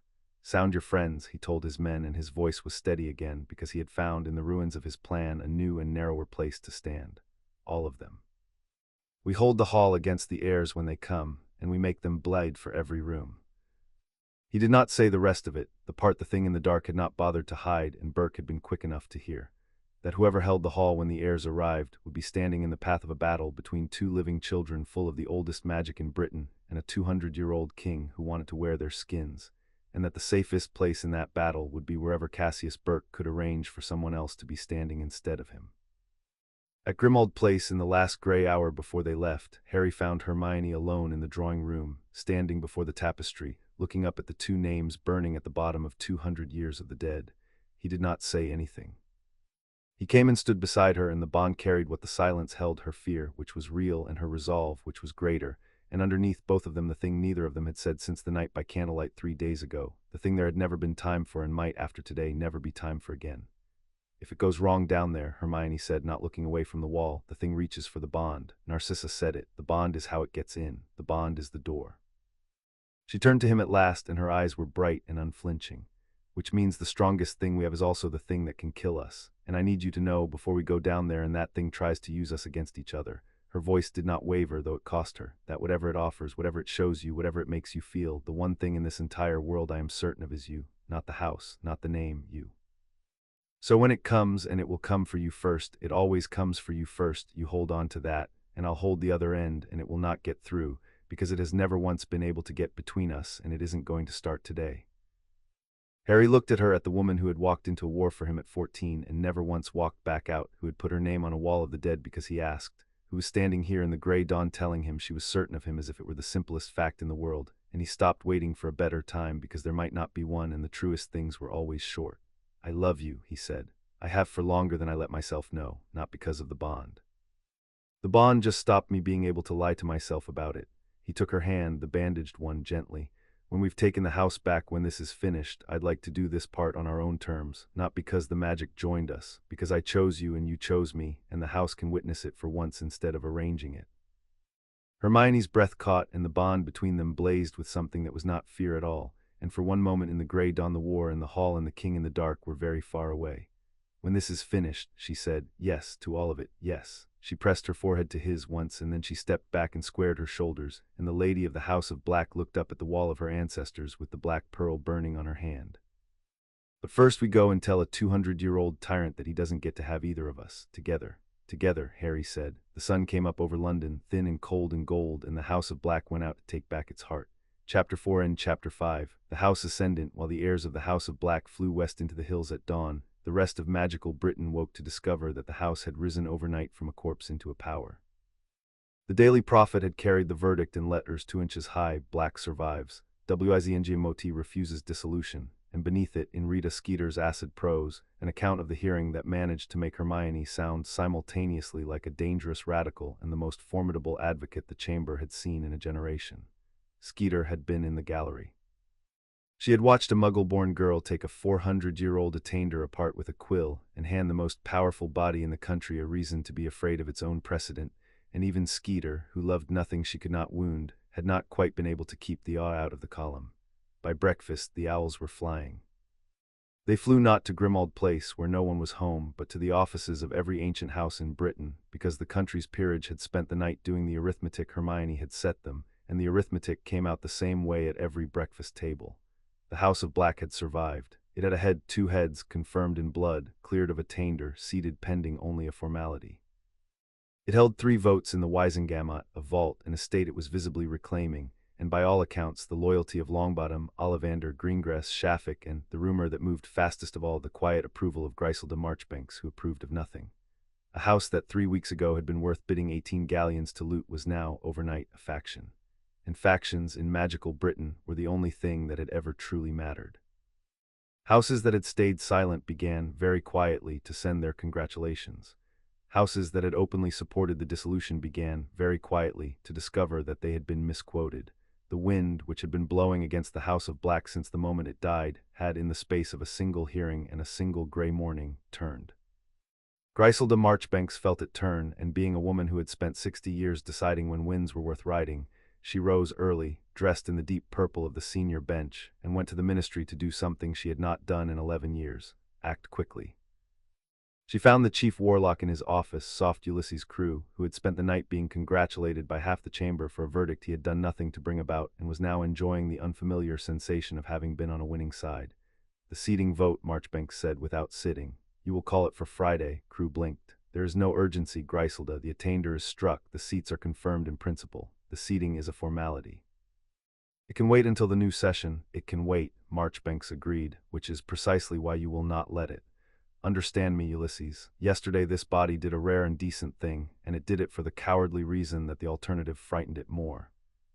Today the wind has turned, and the same cowardice that saved the House of Black yesterday will, if you give it 3 weeks to think, find 100 small procedural ways to strangle the seating, because the men who wanted Black dead have not changed their minds, they have only changed their methods." She planted her stick. "There is a faction in this chamber, Malfoy's faction, that has spent a year and a fortune trying to take the Black inheritance by default. They lost the corpse. They will now try to take the living house by attrition, vote by vote, delay by delay, until the 2 children who hold it are too exhausted or too tainted by some manufactured scandal to be seated at all. The only defense against attrition is speed. Seat them Friday in the open while the country is still watching and still impressed, and the thing is done and cannot be undone." Her hawk's eyes glinted. "Or wait and watch decency lose the way it always loses, slowly, on a technicality, to men with more patience than principle. You chose this chair, Ulysses, because you never decide anything. I am offering you the chance to be remembered just once for deciding something correctly. Call the vote for Friday." crew called the vote for Friday. Lucius Malfoy learned 3 things before noon, and each was worse than the last. The first he learned from the prophet, like everyone else. The attainder had failed, the seats were confirmed, and his year-long, fortune-deep strategy of inheriting the House of Black by default had died on the floor of the Wisengamot the previous afternoon. He had expected this. He had already begun that morning to pivot from default to attrition, to the patient strangling of a living house that Marchbanks had foreseen and forestalled by lunchtime. The second he learned from a contact in the Department of Magical Law, and it was that Cassius Burke had breached a sealed ancient property in the Welsh Marches the previous night with hired wands and at least one wanted fugitive, that the Aurors had a warrant and were moving, and that Burke's name was now attached, in official ink, to a list of crimes that included the murder of a curse-breaker at the Selim Hall gate. The man Lucius had been content to let do the violent, deniable work of opposing the heirs had turned, overnight, from an asset into a liability with a paper trail, and some of that paper, Lucius knew, brushed uncomfortably close to the gold that had built Narcissa's claim. The third he learned from the silence in his own house, and it was the worst of the 3 because it could not be fixed with gold or favors or patience. Narcissa was gone. She had taken nothing. Her wardrobe was untouched, her jewels in their places, her morning correspondence half written on the desk. But the bond a husband feels in his own house, the certainty of where his wife is in it, was simply absent. And when Lucius made the rounds of the silent rooms, he found, in the morning room where she received guests, 2 teacups laid out and untouched, and a chair drawn up close beside her own, and he understood, with the cold clarity that had kept him alive through 2 wars and a great deal else, that his wife had received the heirs of the House of Black in his absence, that she had received them more than once, and that she had not been writing letters at all. He stood a long time in the empty morning room. He was not a man given to feeling, and what he felt now was not precisely grief. It was the specific vertigo of a strategist watching a board he had spent a year arranging rearrange itself, in a single night, around a piece he had been too proud to imagine could move on its own. He had built his entire campaign on the certainty that Narcissa was his, her blood, her claim, her loyalty, the keystone of the whole edifice. And the house in the hills had woken and called to her blood, and she had answered it, and the keystone had walked quietly out of his hand and into theirs. A lesser man would have raged. Lucius Malfoy did the arithmetic instead, and the arithmetic was merciless. His claim was dead the moment Narcissa withdrew it, and she would withdraw it. He knew his wife. His ally Burke was a fugitive whose testimony could touch his own gold. His ally Travers was a ruined man whose accounts, freed from the procedural cage Lucius had paid to build, would now spill into the open the moment Burke or the bank chose to let them. The faction he had spent a year assembling was, by noon, a man alone in an empty house, looking at 2 cold teacups.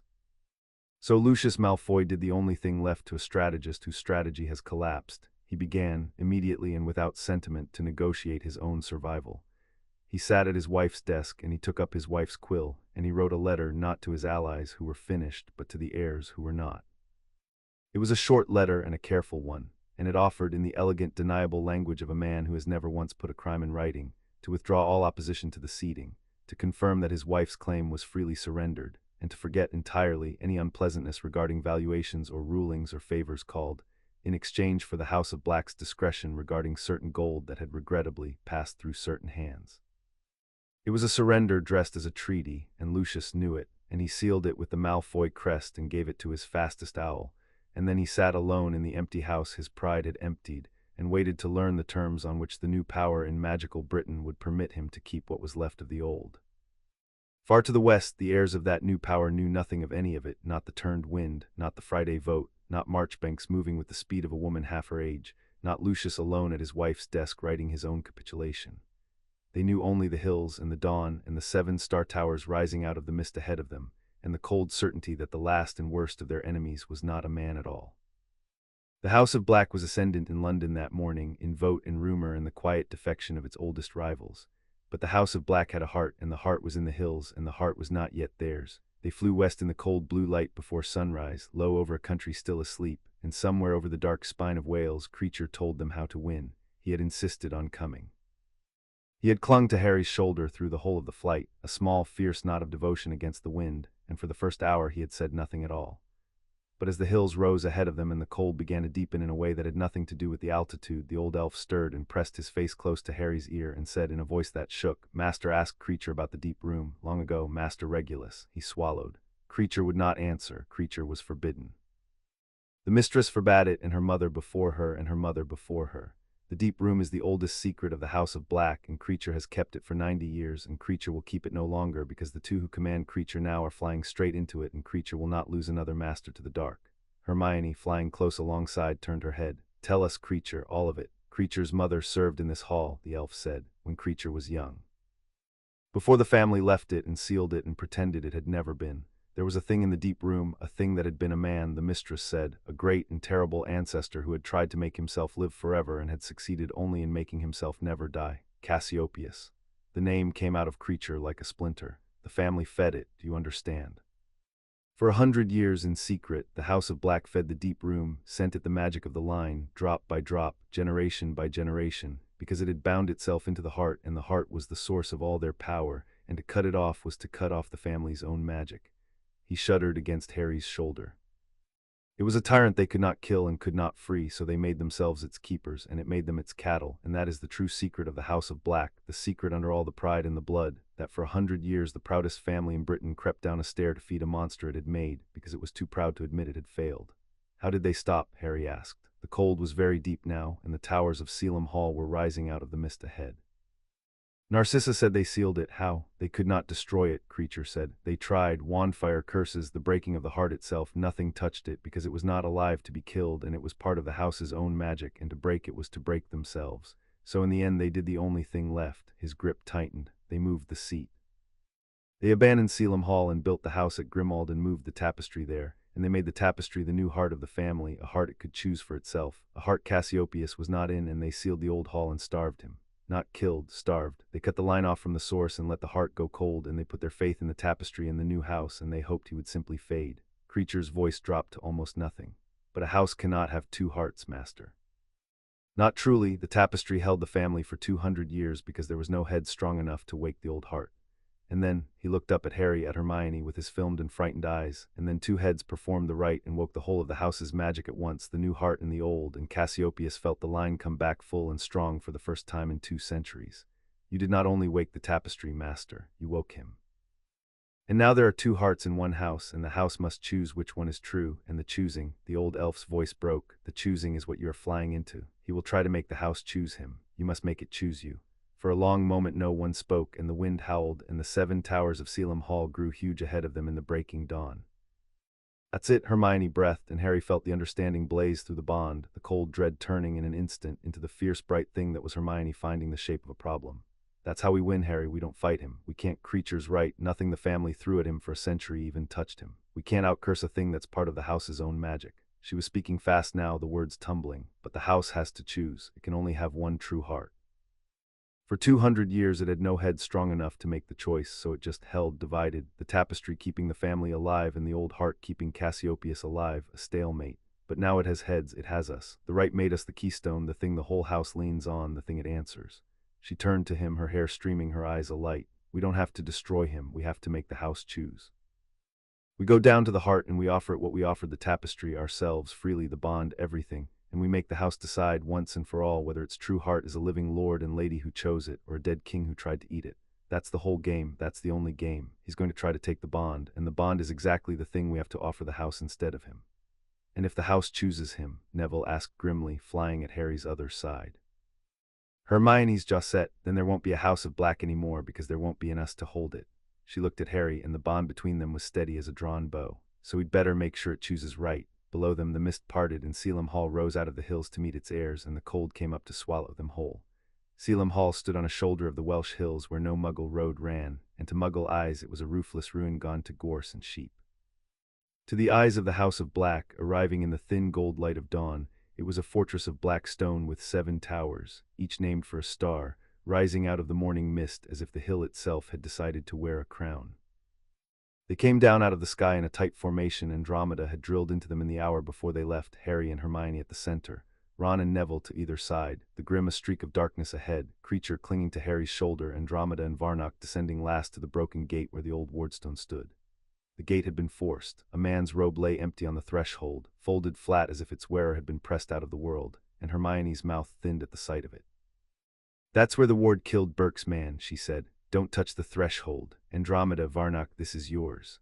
Andromeda knelt at the wardstone, a rough black monolith older than the hall, and laid both hands on it, and Varnock unrolled the 400-year-old schematic beside her, and the two of them, the disowned daughter of the line and the goblin who had kept its books through its whole long fall, bent to the work of waking a fortress.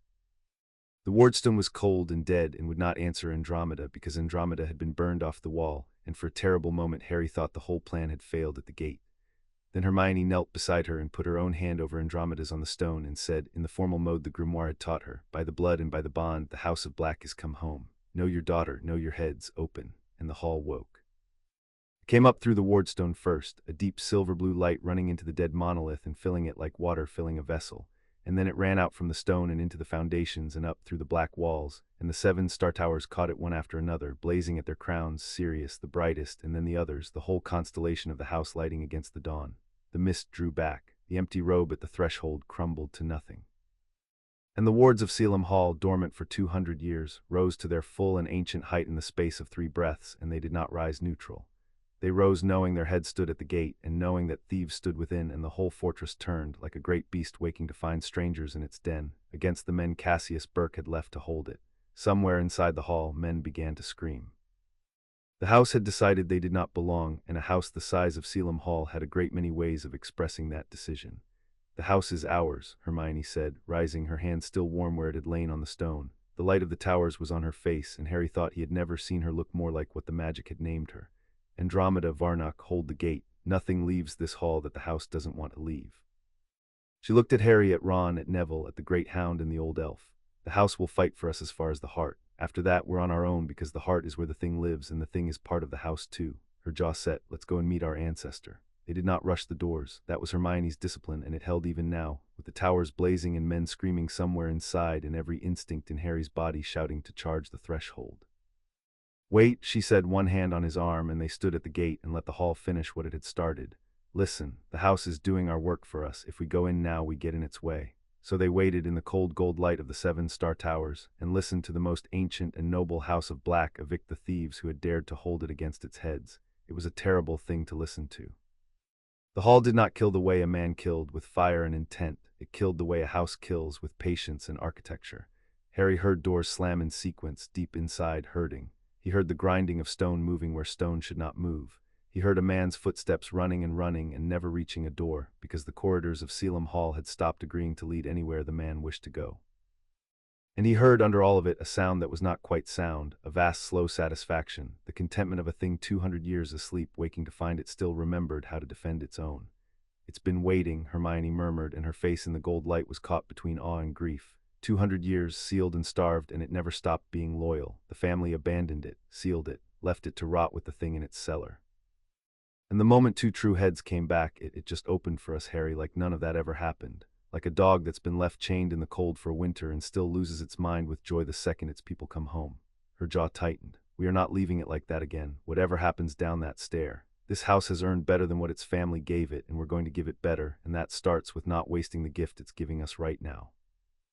Andromeda, kneeling at the wardstone with her hands flat on the cold black monolith, made a soft sound. "I can feel it through the stone," she said, wondering. "It knows me. After all these years, it knows me. It's saying," her voice caught, "it's saying, 'Welcome home, daughter.' It doesn't care that they burned me off the wall. The house never agreed with that. The house was outvoted, the same as the rest of us." She pressed her forehead briefly to the wardstone. "Go," she said. "Go and take back its heart. Varnock and I have the gate. Nothing the house wants kept out is getting past me, and nothing the house wants brought home is going to find me in its way." The sounds inside the hall had stopped. The evicting was done. Whatever of Burke's men had been left to hold the place was down or bound or fled into corridors that would not let them leave, and the great doors of Salem Hall stood open before its heads, and the cold gold light of the towers fell across the threshold like a path laid down for them. The Grim went first, a fall of darkness into the gold, its blue eyes the only thing in all that brightness that was the color of the cold below. Creature pressed close to Harry's shoulder, and Neville set his jaw, and Ron, who would peel off at the gallery to guard the only stair back out, checked his wand one last time. "Right," Ron said. "Haunted ancestral dark hall it is. You know, when I joined the Aurors, I thought the recruitment posters were exaggerating about the variety of the work." He grinned, and it was a real grin, and it steadied all of them the way it always had. "After you, Lord and Lady Black, try not to take the whole house with you when you go down there. I've grown fond of standing in it." Harry took Hermione's hand. The bond between them was a single steady note, the two of them already half one thing, and below them, far below, in the deep places under the hill, the cold pulsed once, blue and patient, calling its heirs down into the dark. Together, Hermione said. Together, Harry said, and the heads of the House of Black stepped over the threshold of the first seat of their line, into the gold light and the waiting cold, to meet the thing their family had been too small to face for 200 years. They went in through doors that opened for them and would have killed anyone else, and the hall fought at their backs the whole way. It was the strangest battle Harry had ever been in, because for most of it, the enemy was not the men but the house turning on the men. They came into the great gallery, the long hall of painted blacks, 200 years of them, generation on generation in their dark frames, and where the portraits had watched Burke's men in silence, they came alive for their true heads, 200 painted voices rising at once, not in welcome but in a great cold roar of recognition. Towders purr, the heirs are come. And the suits of armor ranked beneath them stepped down off their plinths and turned, with a grinding of 2-century joints, to face the intruders. Burke's hired wands made a stand at the far end of the gallery, and they were good 6 of them, dark and disciplined, curse-breakers and worse, and for a few minutes it was a real fight, jets of light tearing the length of the hall, a tapestry going up in flame, a great chandelier of black crystal coming down in a ringing crash between the two lines. But the heirs did not fight alone. Harry and Hermione moved through it as they had moved through the ambush in London, 2 bodies and 1 will, the bond throwing targets and warnings between them faster than thought. Ron fought at Harry's flank with the brutal efficiency of a trained orar, calling the warrant in a voice that meant nothing to killers but steadied his own friends. Neville waited in grim and immovable, a man who had cut the head off a snake at the worst moment of the last war and had never once been afraid of a fair fight since. The Grim took 2 of the curse-breakers out of the battle entirely, a fall of night they could not curse and could not flee. And the house took the rest, the animated armor closing in, the very floor heaving, a portrait's painted hand reaching out of its frame to seize a man's collar and hold him for the stunner. It was over in minutes. Burke's hired wands were down, bound, or fled, and the gallery stood in ruin and firelight, and at the far end of it, alone, untouched, with his back to the door of the great descending stair, stood Cassius Burke. He did not raise a wand. That was the first thing Harry noticed. He stood with his gloved hands folded on the head of his cane, exactly as he had sat at the auction, a man watching merchandise, and when the heirs came down the wrecked length of the gallery toward him, he inclined his head as if greeting them in a drawing room. Lord and Lady Black, his voice was perfectly composed. I will save us all some time. I am not going to fight you. I am a businessman, not a soldier, and I have spent the last several hours revising my assessment of this situation rather thoroughly. His pale eyes moved over them, over the Grim, over the burning hall behind them. You have come for the heart of your house. I no longer want it. I came here believing I would find a fortune or a weapon in a forgotten vault. What I found instead is at the bottom of that stair, and I have spoken with it, and I would not take it now as a gift. For the first time something genuine crossed his face, and it was fear, carefully managed. I will tell you what it offered me because the information is the only thing of value I have left to sell, and because I have decided I would rather you owe me a small debt than kill me. It wants you, both of you. It has wanted you since the night you performed the rite. It told me to hold this hall and bleed you before you reached the stair so that you would come to it tired and weak and easy to take. I have, as you see, failed to do that, and I find I am not sorry. He stepped aside from the door of the stair slowly, his hands well clear of his cane. The door is open. Your ancestor is waiting. I will be at the gate with the goblin and the lady, surrendering myself to the Auror's warrant because a cell in the ministry is this morning by a considerable margin the safest place in Britain I can think of to be. You expect us to believe you've just given up, Hermione said.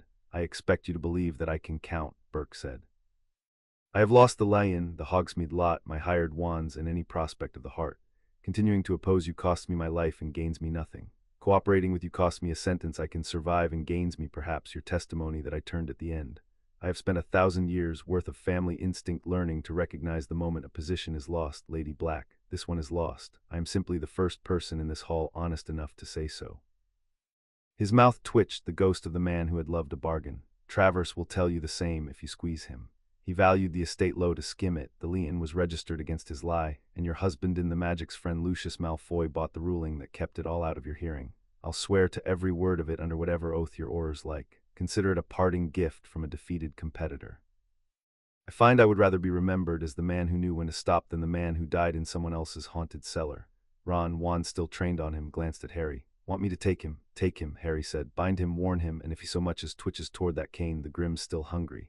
He looked at Burke, at the cold, clever, frightened old man who had nearly buried the House of Black for profit and was now trying to ledger his way out of the grave. You'll testify. All of it, Travers the Lion, Lucius, in writing under oath today.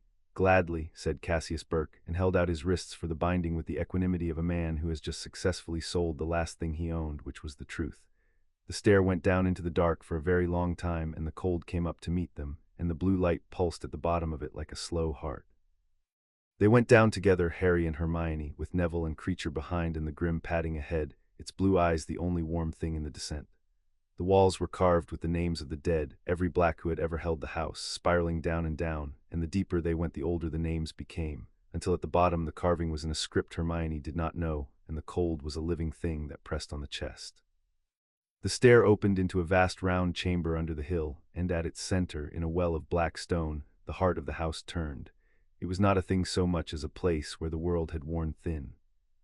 A slow vortex of star-blue light, rising out of the well and falling back into it, breathing, and the magic that came off it was the same magic Harry had felt in the tapestry and the wardstone and the rings on their hands, but here it was not channeled or shaped or thinned by generations. Here it was the source, raw and immense, the well the whole thousand-year house had drunk from. It was beautiful and it was wrong, and the wrongness was a thread running through the beauty like rot through fruit, because something had been put into the heart that did not belong there, and it had been alone with the source of the family's power for 200 years. "Welcome home," said Cassiopeus Black. He had no body. He was the light and the cold and a face that formed and unformed in the turning vortex, a black face, unmistakably sharp and proud and beautiful in the way the family bred for, but stretched, attenuated, worn thin over 2 centuries of starvation, so that the beauty had become something you wanted to look away from. The voice came from everywhere, from the stone and the cold in the back of the skull, ancient and warm and terribly glad. "I had begun to despair," he said. 200 years I have waited in the dark for the blood to come back to me. They sealed me down here, my own kin, because they were too small to understand what I had achieved. I did not fail, children. Understand that first. I did not fail. I am here. I have outlived every one of them, every cousin who burned my name, every fool who turned the key. I am the only Black who ever truly conquered death." The face in the vortex turned toward them, and its eyes were the blue of the light and the cold of the well. "And now my heirs have come. A lord and a lady, freshly bound, full to the brim. Do you feel it? The house in you, the bond between you. I made the right, children, long ago. I wrote the binding that joined you. I built the door you walked through. You are my finest work, and you have come home to your maker at last." "You didn't make us," Hermione said. Her voice was steady, but Harry felt the effort of it through the bond, and felt, too, the cold pressure of the thing's attention settling over them both, testing, tasting. "You wrote a contract. We chose to sign it. That's not the same thing, and a man who spent 200 years alone in a hole because his family was frightened of him should know the difference." The face in the vortex smiled, and the smile was patient, and that was the most frightening thing about it. "You are clever," Cassiopeus said. "I am so glad. The last ones were never clever. That was always the trouble with the family, all that pride and so little mind.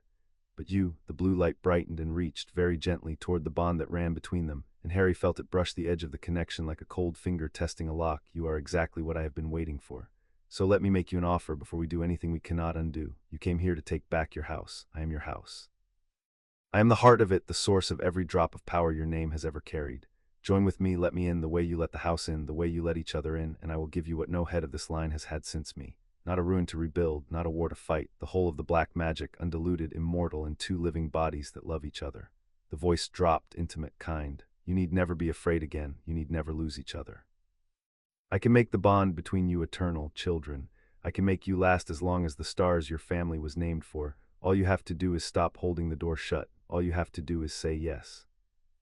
And Harry felt it, felt the offer not as words but as a pressure on the bond, on the thing he and Hermione had made and the thing he had finally said out loud in the gray dawn, felt Cassiopeus reach for exactly the part of him that was most afraid of losing her, and press and whisper that here was a way to never, ever lose her at all. "No," said Harry, and the word came out of him like a blade.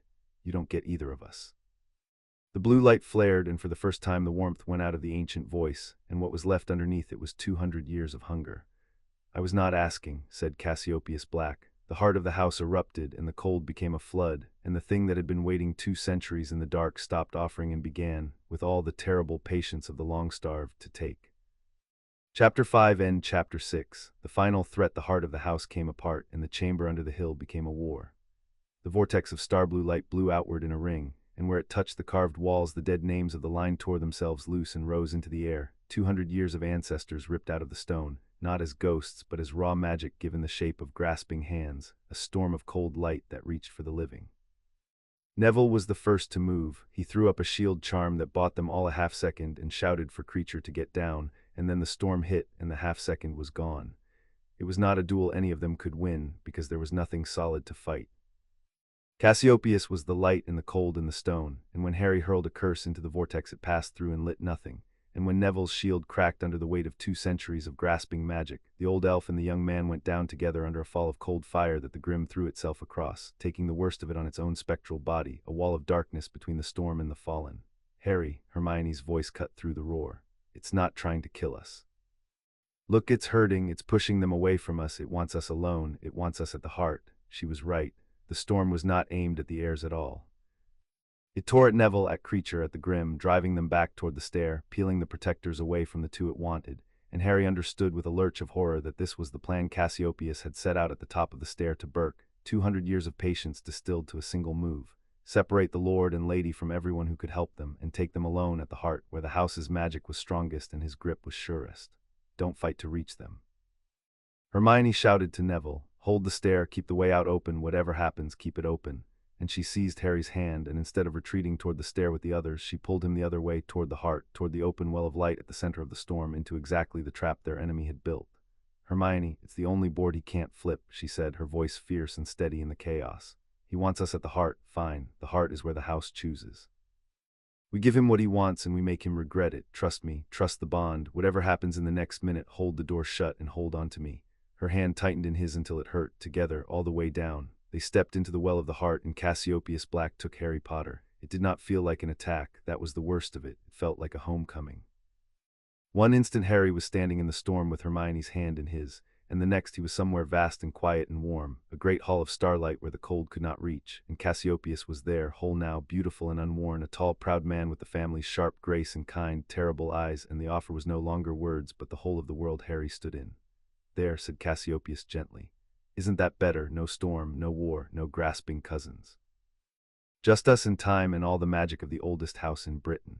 He spread his hands, and the Star Hall spread with them, endless. I know you, Harry Potter, I have watched you since the rite. I know what you're under all that war, a boy who has lost everyone he ever loved, who has spent his whole life waiting for the next person to be taken from him. I know the fear you have never once said aloud, the one even she does not fully know, that you will lose her too, that you always lose them. That the universe has attacks on the things you love, and it always, always comes to collect.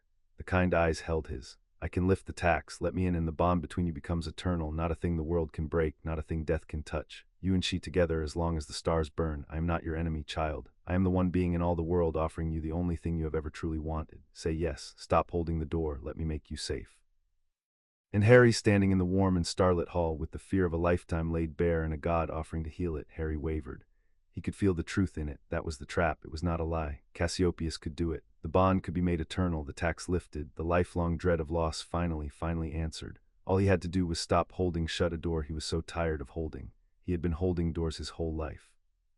He had held the door against Voldemort, and the door against grief, and the door against his own exhaustion, and here at last was someone telling him he could put the weight down and be safe and never lose her, and the wanting of it was so enormous that for one endless moment Harry's grip on the door began to ease, and in the easing he felt the bond. Not Cassiopeus's beautiful eternal version of it, the real one. The actual thread that ran out of the warm starlit lie and back to chamber under a hill where Hermione Granger was on her knees in a storm of cold fire with both hands locked around his, refusing to let go, her whole self pouring down the connection toward him, not an offer, not a bargain, just her, terrified and stubborn and entirely present, holding the other end of the rope exactly as she had promised she would, exactly as she had for 7 years. Through every dark place they had ever been, and Harry understood the difference between the two things he was being offered, and it was the simplest thing in the world. Cassiopeus offered him a bond that could never be lost. Hermione offered him a bond that could be lost at any moment to any of the 1,000 cruelties of a real and dangerous life, and was choosing him anyway again now with everything she had, knowing the cost. One was safety, the other was love. And Harry had spent his whole life confusing them, and Cassiopeus had counted on that, and Cassiopeus was wrong. No, Harry said, and this time there was no waver in it at all. You don't understand it, you never did, that's why you're alone. He looked at the beautiful, ancient, starving thing wearing a kind face. It's not the not losing that makes it worth anything, it's that she chooses me anyway, knowing she could lose me, knowing I could lose her. She holds on anyway. You can't make that eternal, because the second you make it safe, it stops being the thing. He took hold of the door of himself, and he did not ease it shut, he threw it wide, and he poured himself down the bond toward her, all of it, the fear and the love and the choice, holding nothing back. You want in, here what's in, it was never yours to take. And he let Hermione all the way in and shut Cassiopeus all the way out, and the starlit hall shattered like ice. Harry came back to the storm and the cold, and Hermione's hands locked in his, and she was shouting his name, and her face was wet, and the bond between them was blazing now, wide open, the two of them more completely joined than the right had ever made them, because the right had bound them, but this they had chosen in the worst moment, with a god pulling them apart. "I'm here," he gasped. "I'm here. He's out. Now, Hermione, do it now, while he's reaching for me, and there's nothing in the door but us." She was already doing it. He felt her gather the whole of the bond, the chosen, blazing, undefended whole of it, and turn, not toward Cassiopeus, but down into the heart of the house itself, into the well of the family's oldest magic. And she spoke the offering, the same words from the right, the words that had woken the tapestry, but she spoke them to the source this time, to the true and ancient heart, with Harry's voice joining hers the instant he understood. "We give ourselves to the house, that the house may stand." And the House of Black, for the first time in 200 years, was given a choice it could make.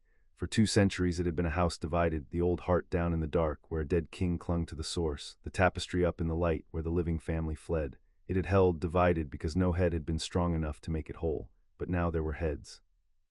Now there was a lord and a lady, bound and chosen, offering themselves freely to the source exactly as Cassiopeus had once tried to take it by force, and the difference between the offering and the taking was the whole of the difference, and the house at last could feel it.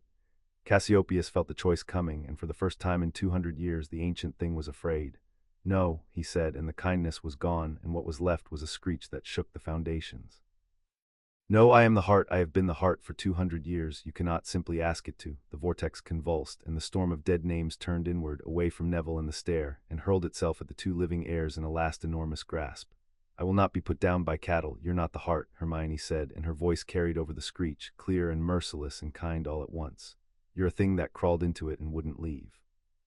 You never gave yourself to the house, Cassiopeus, you took it. You ate your own family's magic and called it living forever, and they fed you for 100 years because they were too ashamed to admit what they'd made. But that's over, we're not feeding you." She lifted her chin, and the black pearl on her hand and the white star on Harry's blazed, and the whole of the bond poured into the well. "We're offering. And the house can finally tell the difference between someone who wants to wear it and someone who wants to hold it up. Choose then. You've waited 200 years to be chosen. Choose." And the House of Black chose. The light changed. It had been cold the whole time, the stark cold of a thing starved and clinging, and now, from the deepest part of the well, a different light rose to meet it, and this light was warm. It came up out of the heart and ran into Harry and Hermione, where they knelt with their hands joined and their offering made, and it knew them the way the tapestry had known them, the way the wardstone had known them, and it poured itself up the bond and out through the 2 of them and turned, with the slow, irresistible weight of a thing the size of a 1,000-year house, against the dead king who had held it captive.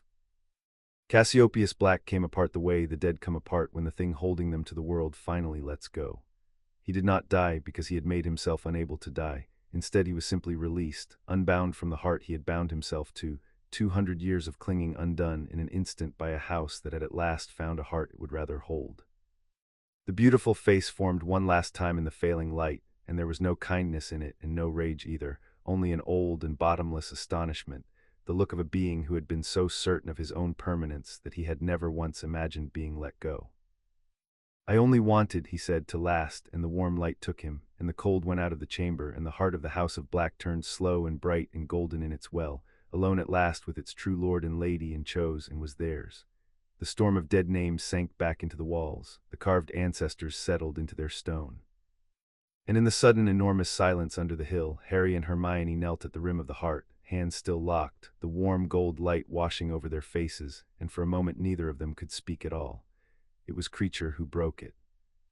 The old elf came stumbling across the chamber, half carried by Neville, both of them battered and scorched and alive, and he fell to his knees at the rim of the well and looked into the warm gold light where for 90 years there had been only cold, and he wept the way he had wept at the tapestry, the tears running into the creases of his face, and this time the 3 words he whispered were different. "The house is whole," he said. "The house is whole. The house is whole." There was a cost because there is always a cost, and they found it when they tried to leave. The unbinding of Cassiopeus had not been free. He had been part of the house's magic for 2 centuries, and tearing him out of it had torn the house too. The wards of Selim Hall were failing, the 7 star towers gone dark one by one, the whole vast structure groaning around them as the magic that had held it for 1,000 years redistributed itself violently around a heart that had just changed hands. The hall was coming down, not in fire, not in collapse, but in a slow unweaving room by room, as the old divided magic resolved itself into something new, and the structure built on the division could no longer stand. "It can't hold both seats," Hermione said, on her feet now, swaying, Harry's arm around her. She had the grimoire's understanding of it even now, even exhausted, even with the gold light of a conquered heart still on her face.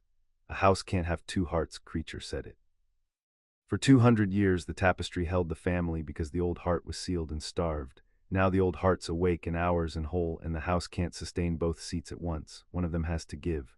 She looked up at the unweaving towers, and Harry felt the decision form in her even before she said it, and felt that it was right. We let the hall go, we take the heart with us. The heart is the source, it's not the building, it never was, it's the magic, and the magic is ours now, and it can live in the tapestry and Grimmauld in us, anywhere we carry it. We don't need the hall, we needed the heart, and we have it. How do we take a heart out of a hill? Neville said, not unreasonably, as a wall unwove itself nearby into drifting golden moats. Hermione held out her hand to Harry, and Harry took it, and the bond between them, chosen now, blazing whole, turned together toward the warm gold light in the well, and they did the only thing the House of Black had ever truly asked of its heads. They offered themselves, and they asked it to come home. And the heart of the house rose out of its well of black stone, a slow turning sphere of warm gold light, and it came to its lord and lady the way the Grim had come, the way the tapestry had come, the way every part of the house had come since the night of the rite, because it knew them, and it had chosen them, and it would follow them now wherever they carried the name.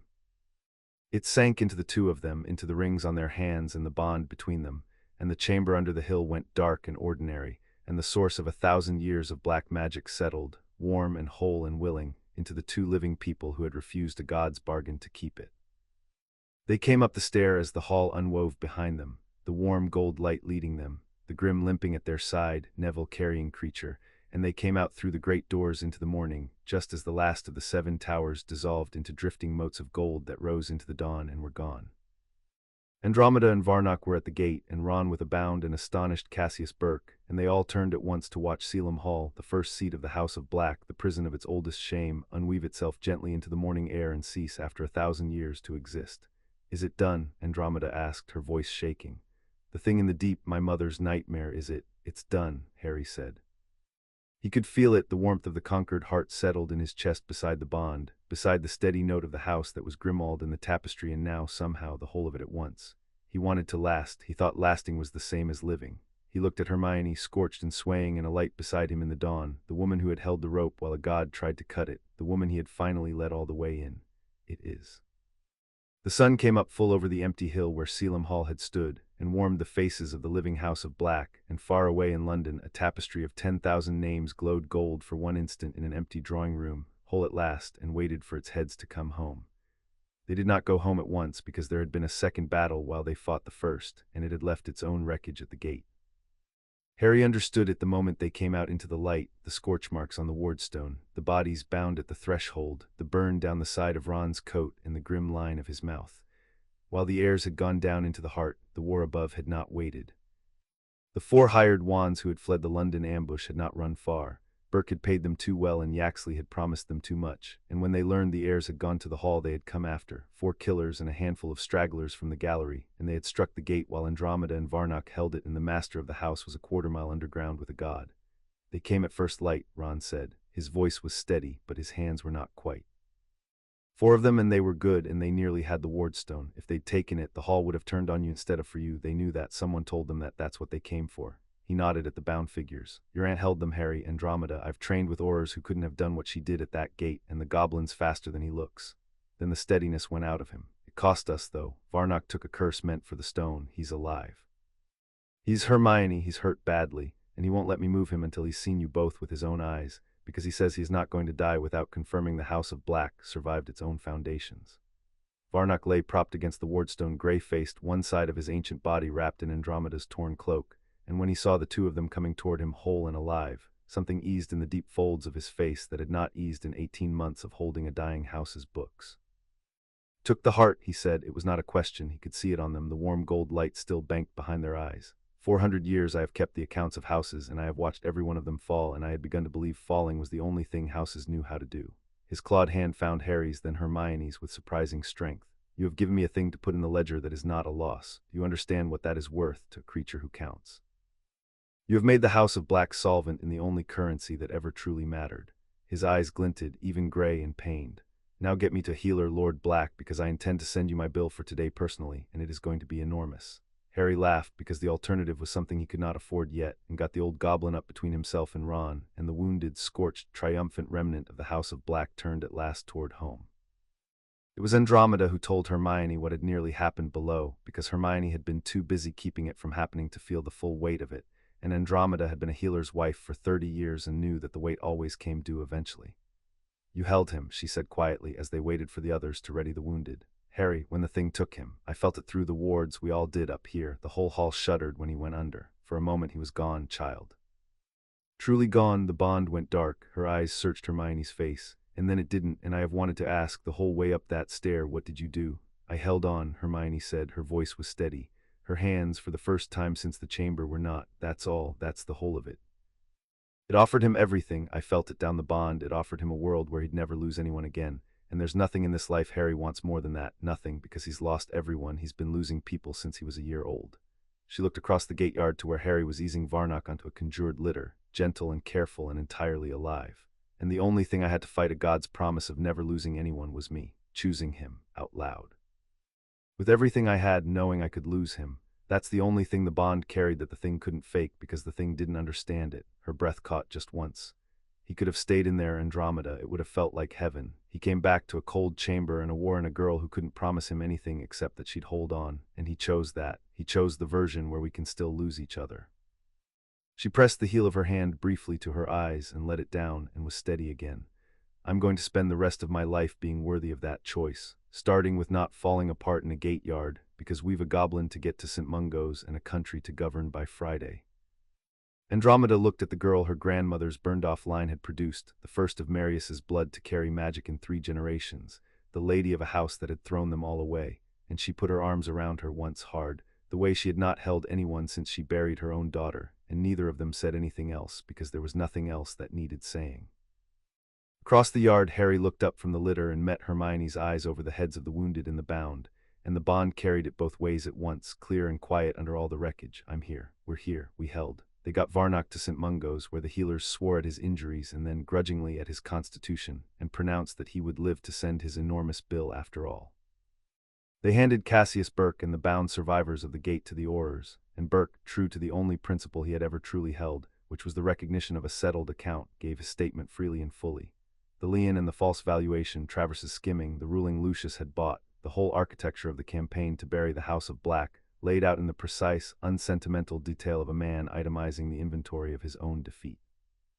By nightfall, Ambrose Travers had been arrested, his 18 months of accounts unsealed at last, and spilling their fraud across the desks of the Department of Magical Law.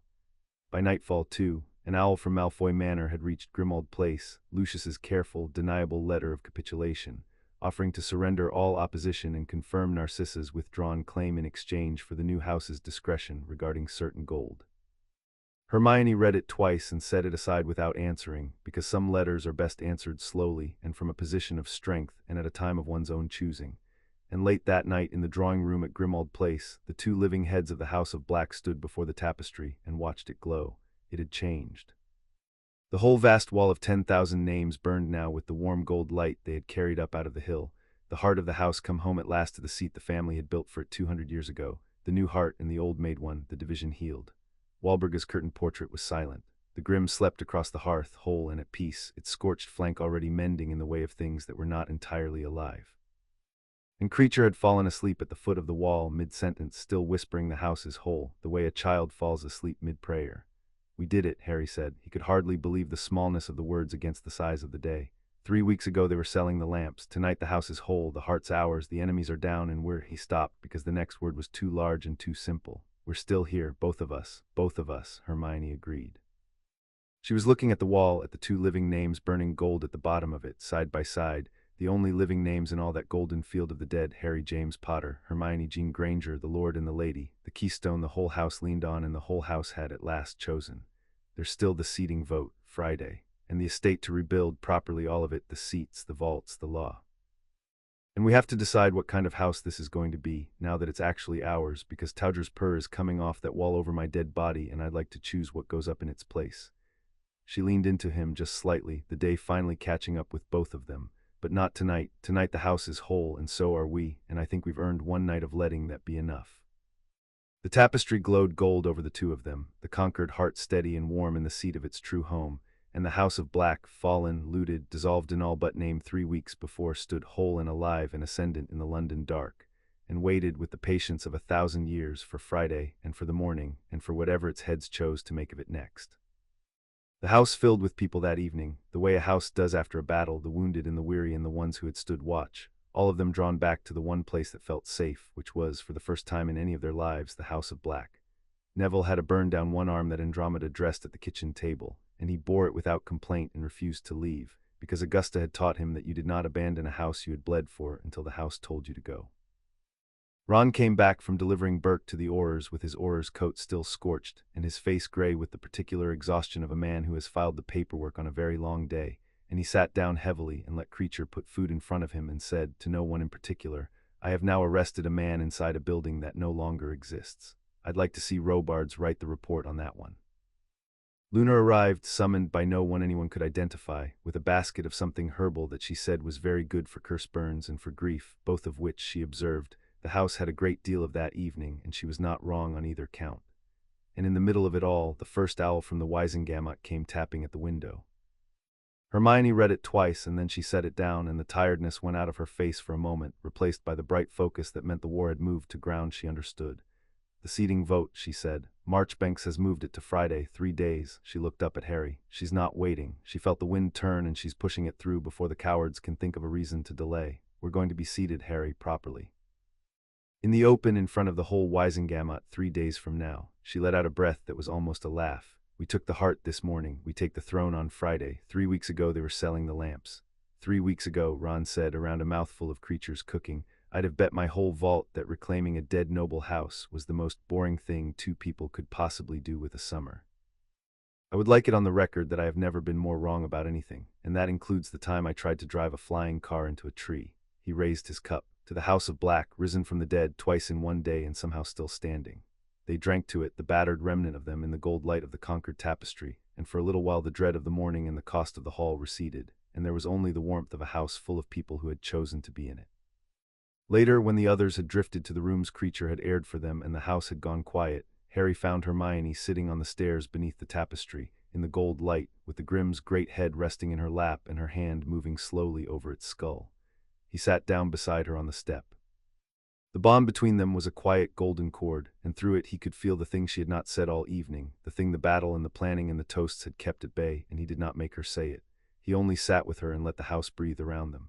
"You went under," Hermione said at last, very quietly, her hand still on the Grimm's head. "In the heart, for a moment you were gone." The bond went dark. She did not look at him.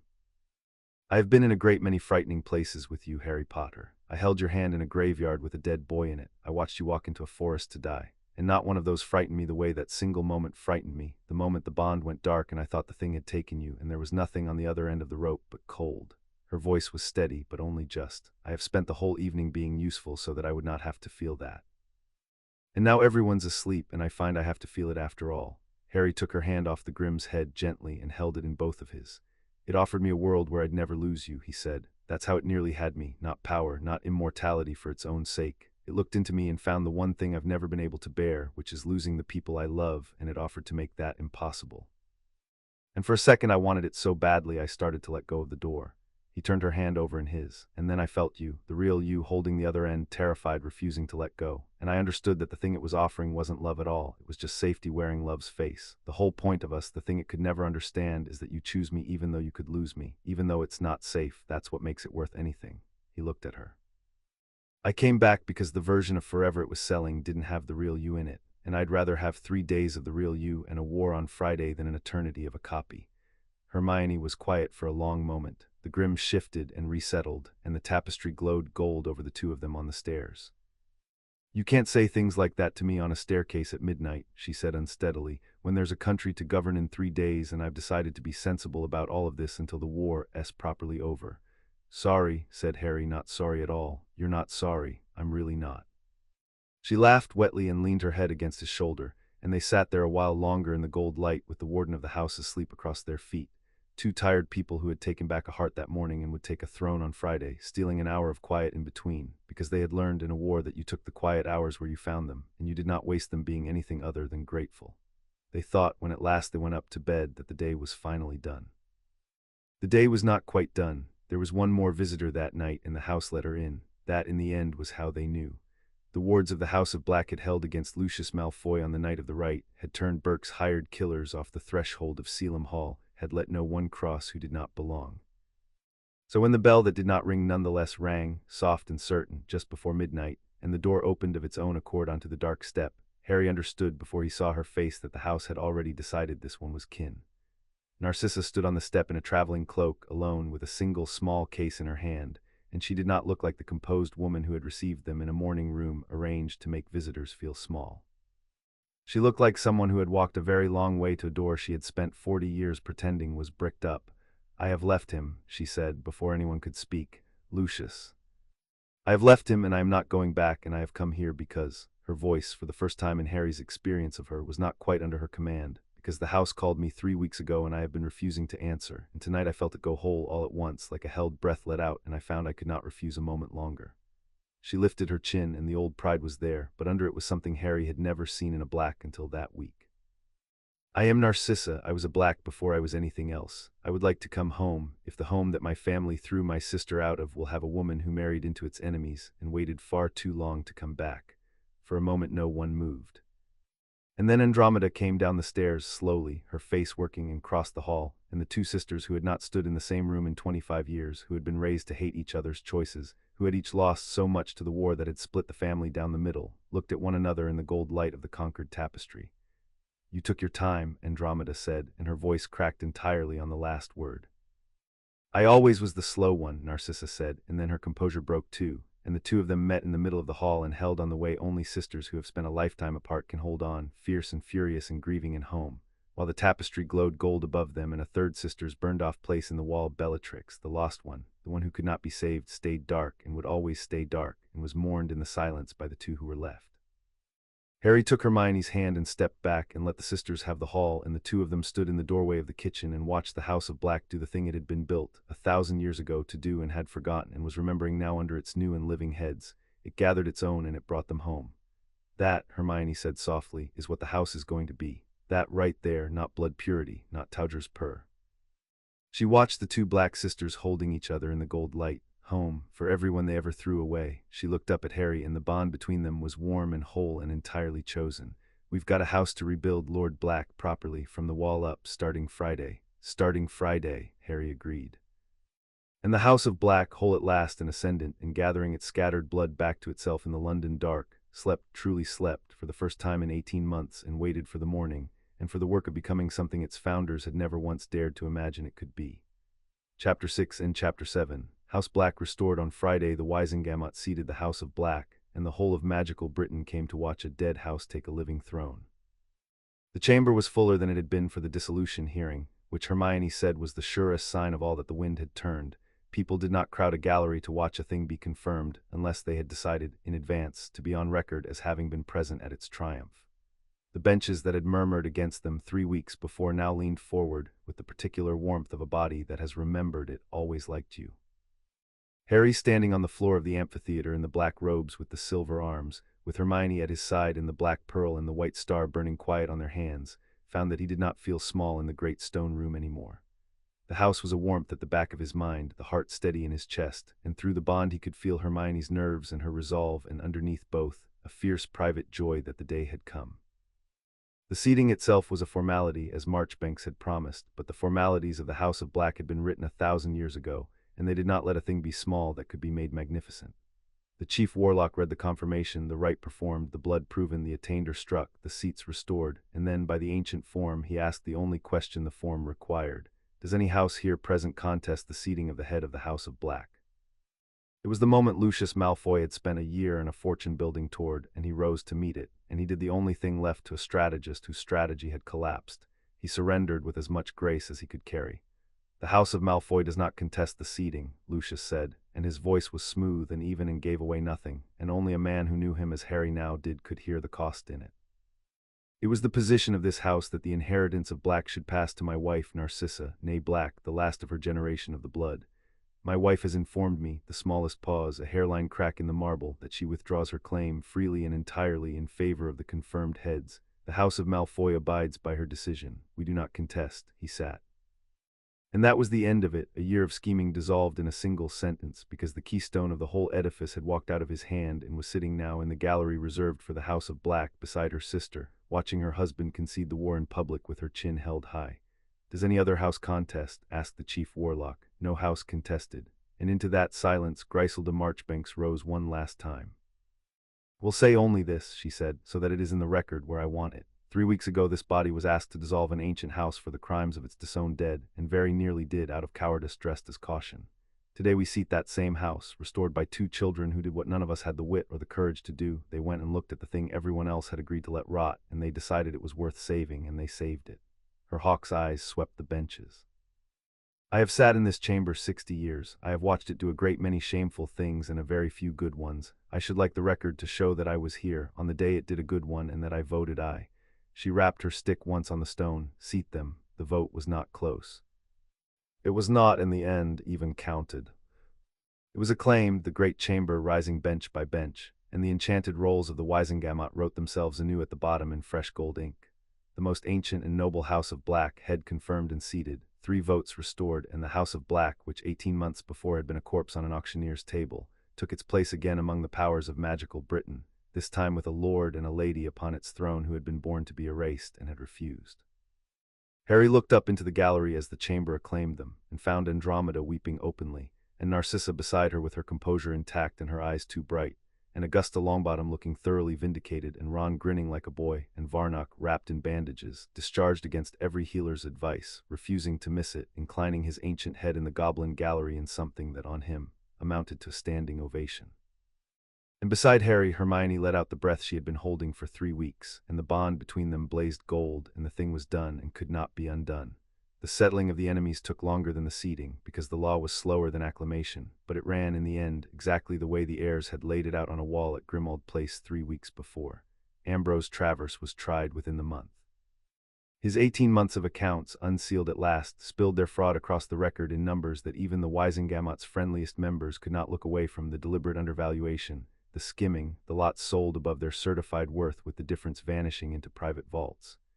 Cassius Burke's testimony, given in the precise, unsentimental detail of a man itemizing a defeat, nailed every plank of it to the floor. Travers was stripped of his office, fined into ruin, and sentenced to a term in Azkaban that would see him out. And the last anyone heard of the conservator who had sold the bones of the House of Black at auction was that he had asked, on his way down, whether the house would consider buying back his own family's silver, and had been told politely that the House of Black did not deal in the property of disgraced men except to take it. Cassius Burke fared better because Burke had understood, at the top of a dark stair, the one thing Travers never learned, that the man who knows when an account is settled lives to open another. His holdings were forfeit. The law took everything he had used to build his campaign against the House of Black, and a great deal of it, by the ancient principle of restitution, came to the House of Black itself. The bought debts dissolved, the lien void, and the contents of Burke's strong room in Wiltshire, including a great many black heirlooms he had spent years acquiring, returned to their house at last. The obsidian key came back too, and Hermione had it sealed in the deepest vault at Gringotts, beside a single page torn from the grimoire, with a note in her own hand: "The door this opens no longer exists. Keep it anyway." Burke himself served a shorter sentence than Travers, and emerged from it, by all reports, entirely undiminished, a man who had lost a fortune and gained an education, and who was said to have remarked to his cellmate that he had never in his long life so badly misjudged the value of a thing as when he had bid 18 galleons on the door to the House of Black, and that the experience had been, on balance, worth every nut.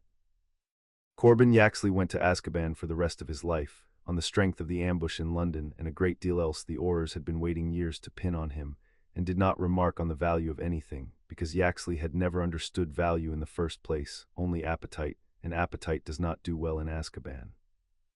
Lucius Malfoy was the most delicate matter, because Lucius had committed no crime that could be proven without exposing gold that touched a dozen powerful houses, and because a cornered Malfoy was still a dangerous thing, and because this was Hermione's reasoning, and Harry had come to trust her reasoning in these matters absolutely. A defeated enemy left with something to lose is far safer than one left with nothing. So when Lucius's careful, deniable letter of capitulation was finally answered, it was answered in person at Grimmauld Place, across the scarred kitchen table, by the 2 heads of the House of Black and the 2 Black sisters, one of whom was his estranged wife. You offered us your silence in exchange for ours, Hermione said. She did not raise her voice, she never needed to. Here are our terms, and they are not negotiable, and you will find them more generous than you deserve and less than you hoped.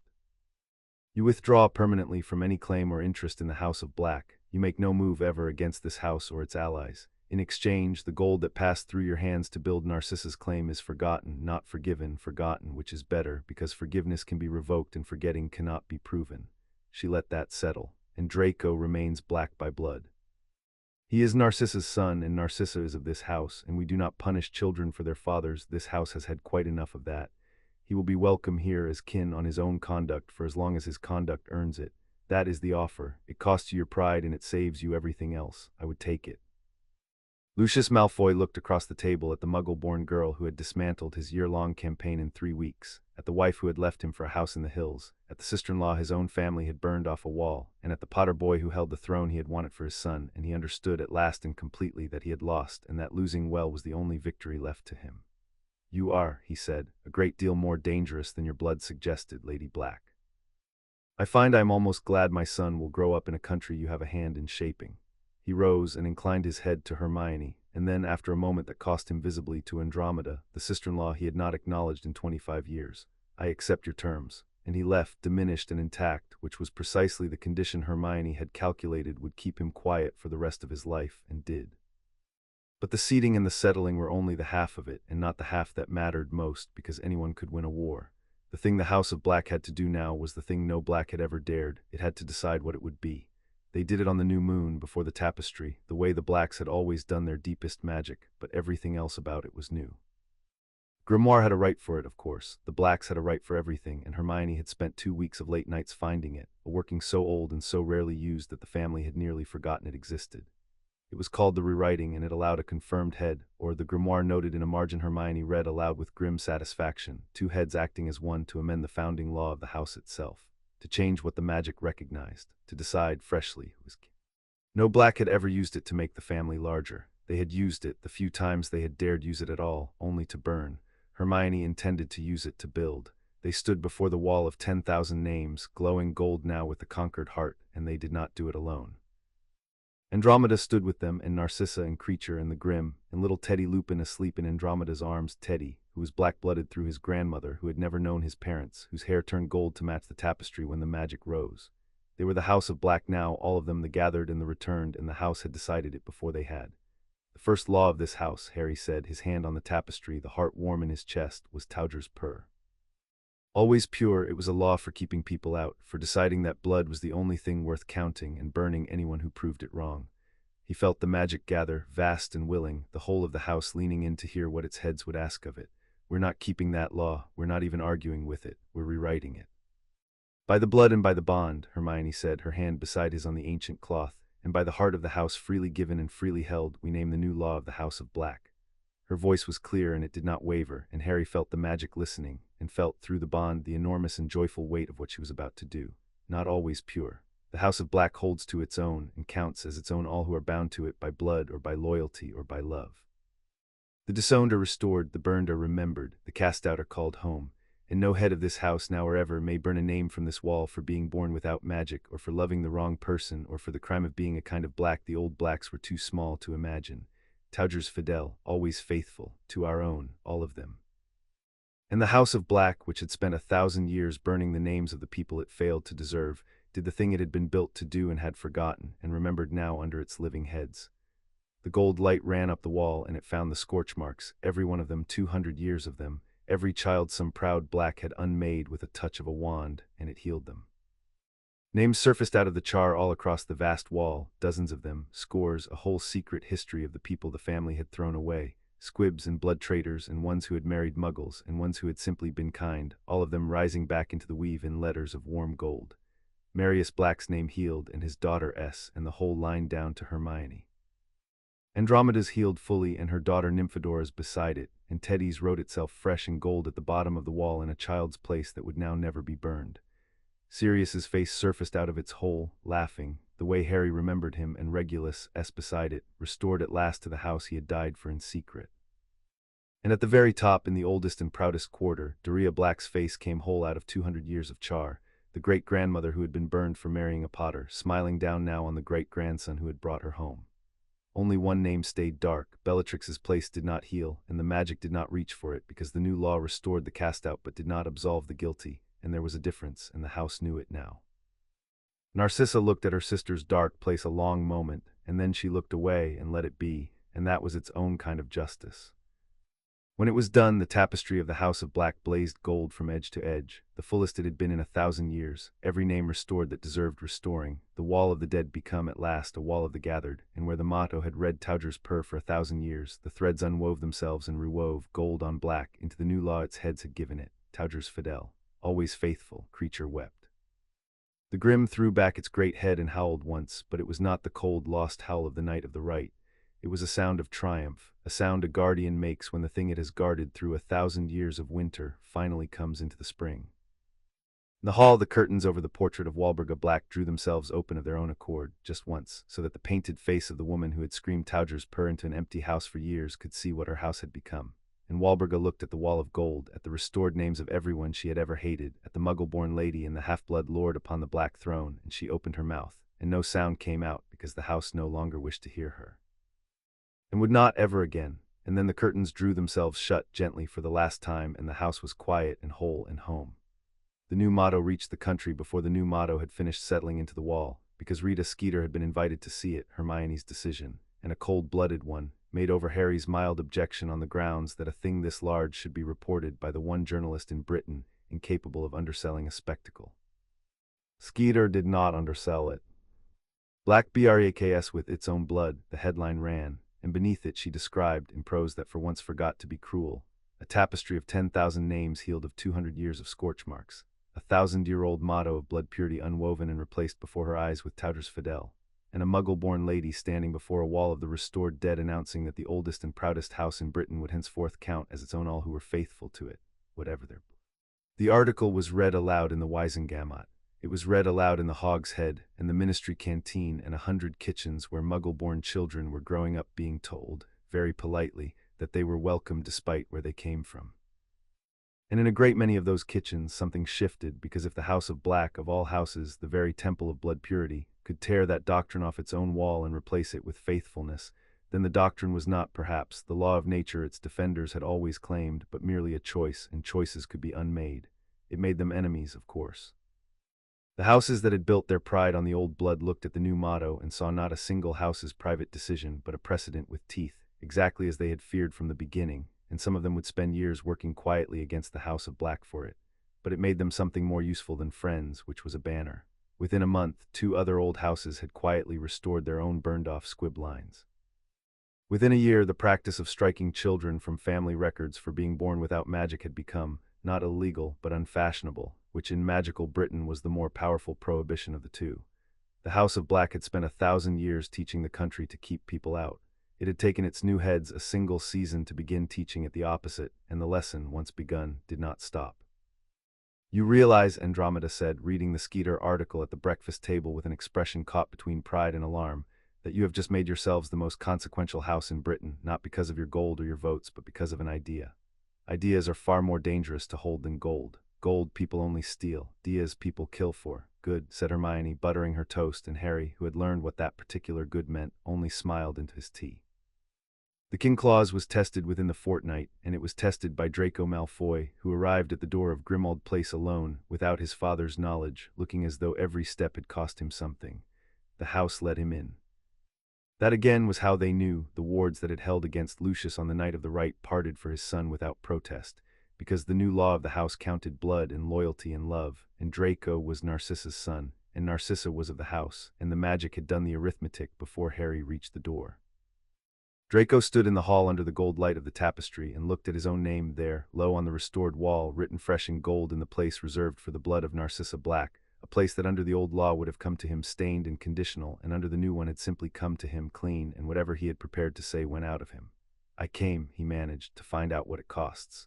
Nothing, Hermione said. She had come to stand beside Harry, and she said it plainly, without warmth and without cruelty, the way she said the true things. That's the entire point of the new law, Draco, and I'd be lying if I said it didn't take me 3 weeks of arguing with myself to mean it. Your kin, Your mother is of this house, which makes you of this house, and the house does not charge admission to its own blood, not anymore, it used to.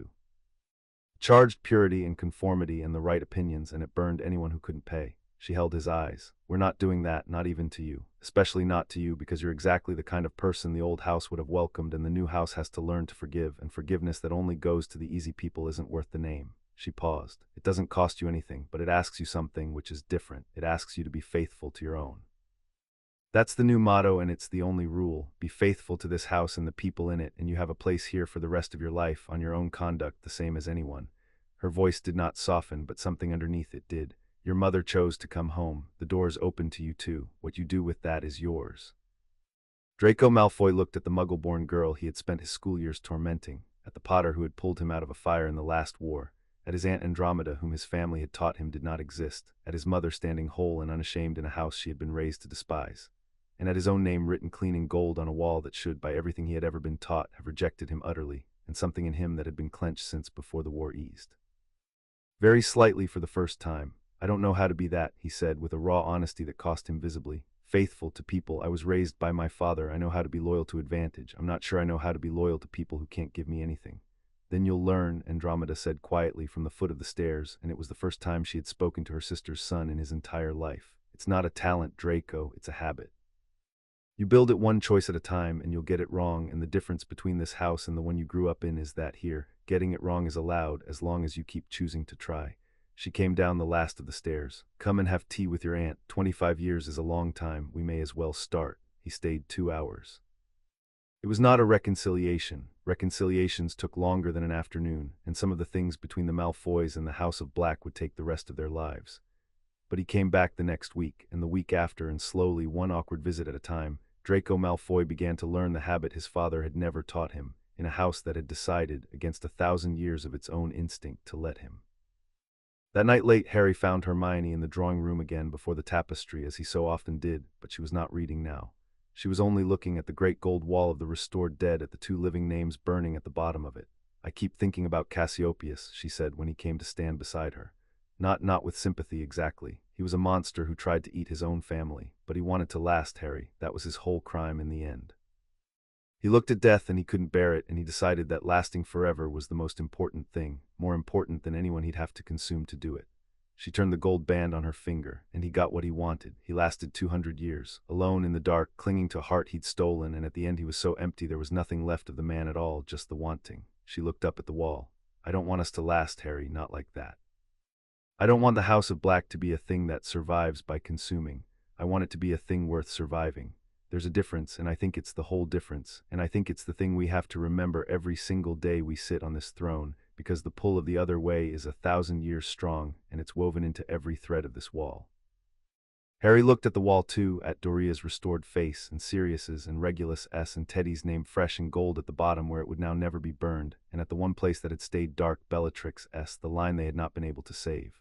We'll remember, he said. That's what the 2 of us are for. That's what the right was really about, underneath all the magic it needed too, so that neither one of us could ever forget alone. He took her hand. You'll remember when I'm tired and want to take the easy cruelty. I'll remember when you're certain you're right and certainty turns hard. That's the job, Lord and Lady, 2 keystones, each one holding the other honest. He smiled. Taugers Fidel. It turns out it's not just a motto for the house. It's how we keep the house from becoming the old one again. 2 keystones, Hermione agreed and leaned into him, and the tapestry glowed gold over the 2 of them, and the house breathed slow and warm around them, and for a while neither of them said anything at all, because some of the truest things did not need saying and never had. The house came alive after that, slowly, the way a great old thing comes back from a long illness, not all at once, but room by room, until one morning you realized it had been well for weeks. Grimmauld Place, which had been a sealed jar of someone else's unhappiness, became a home.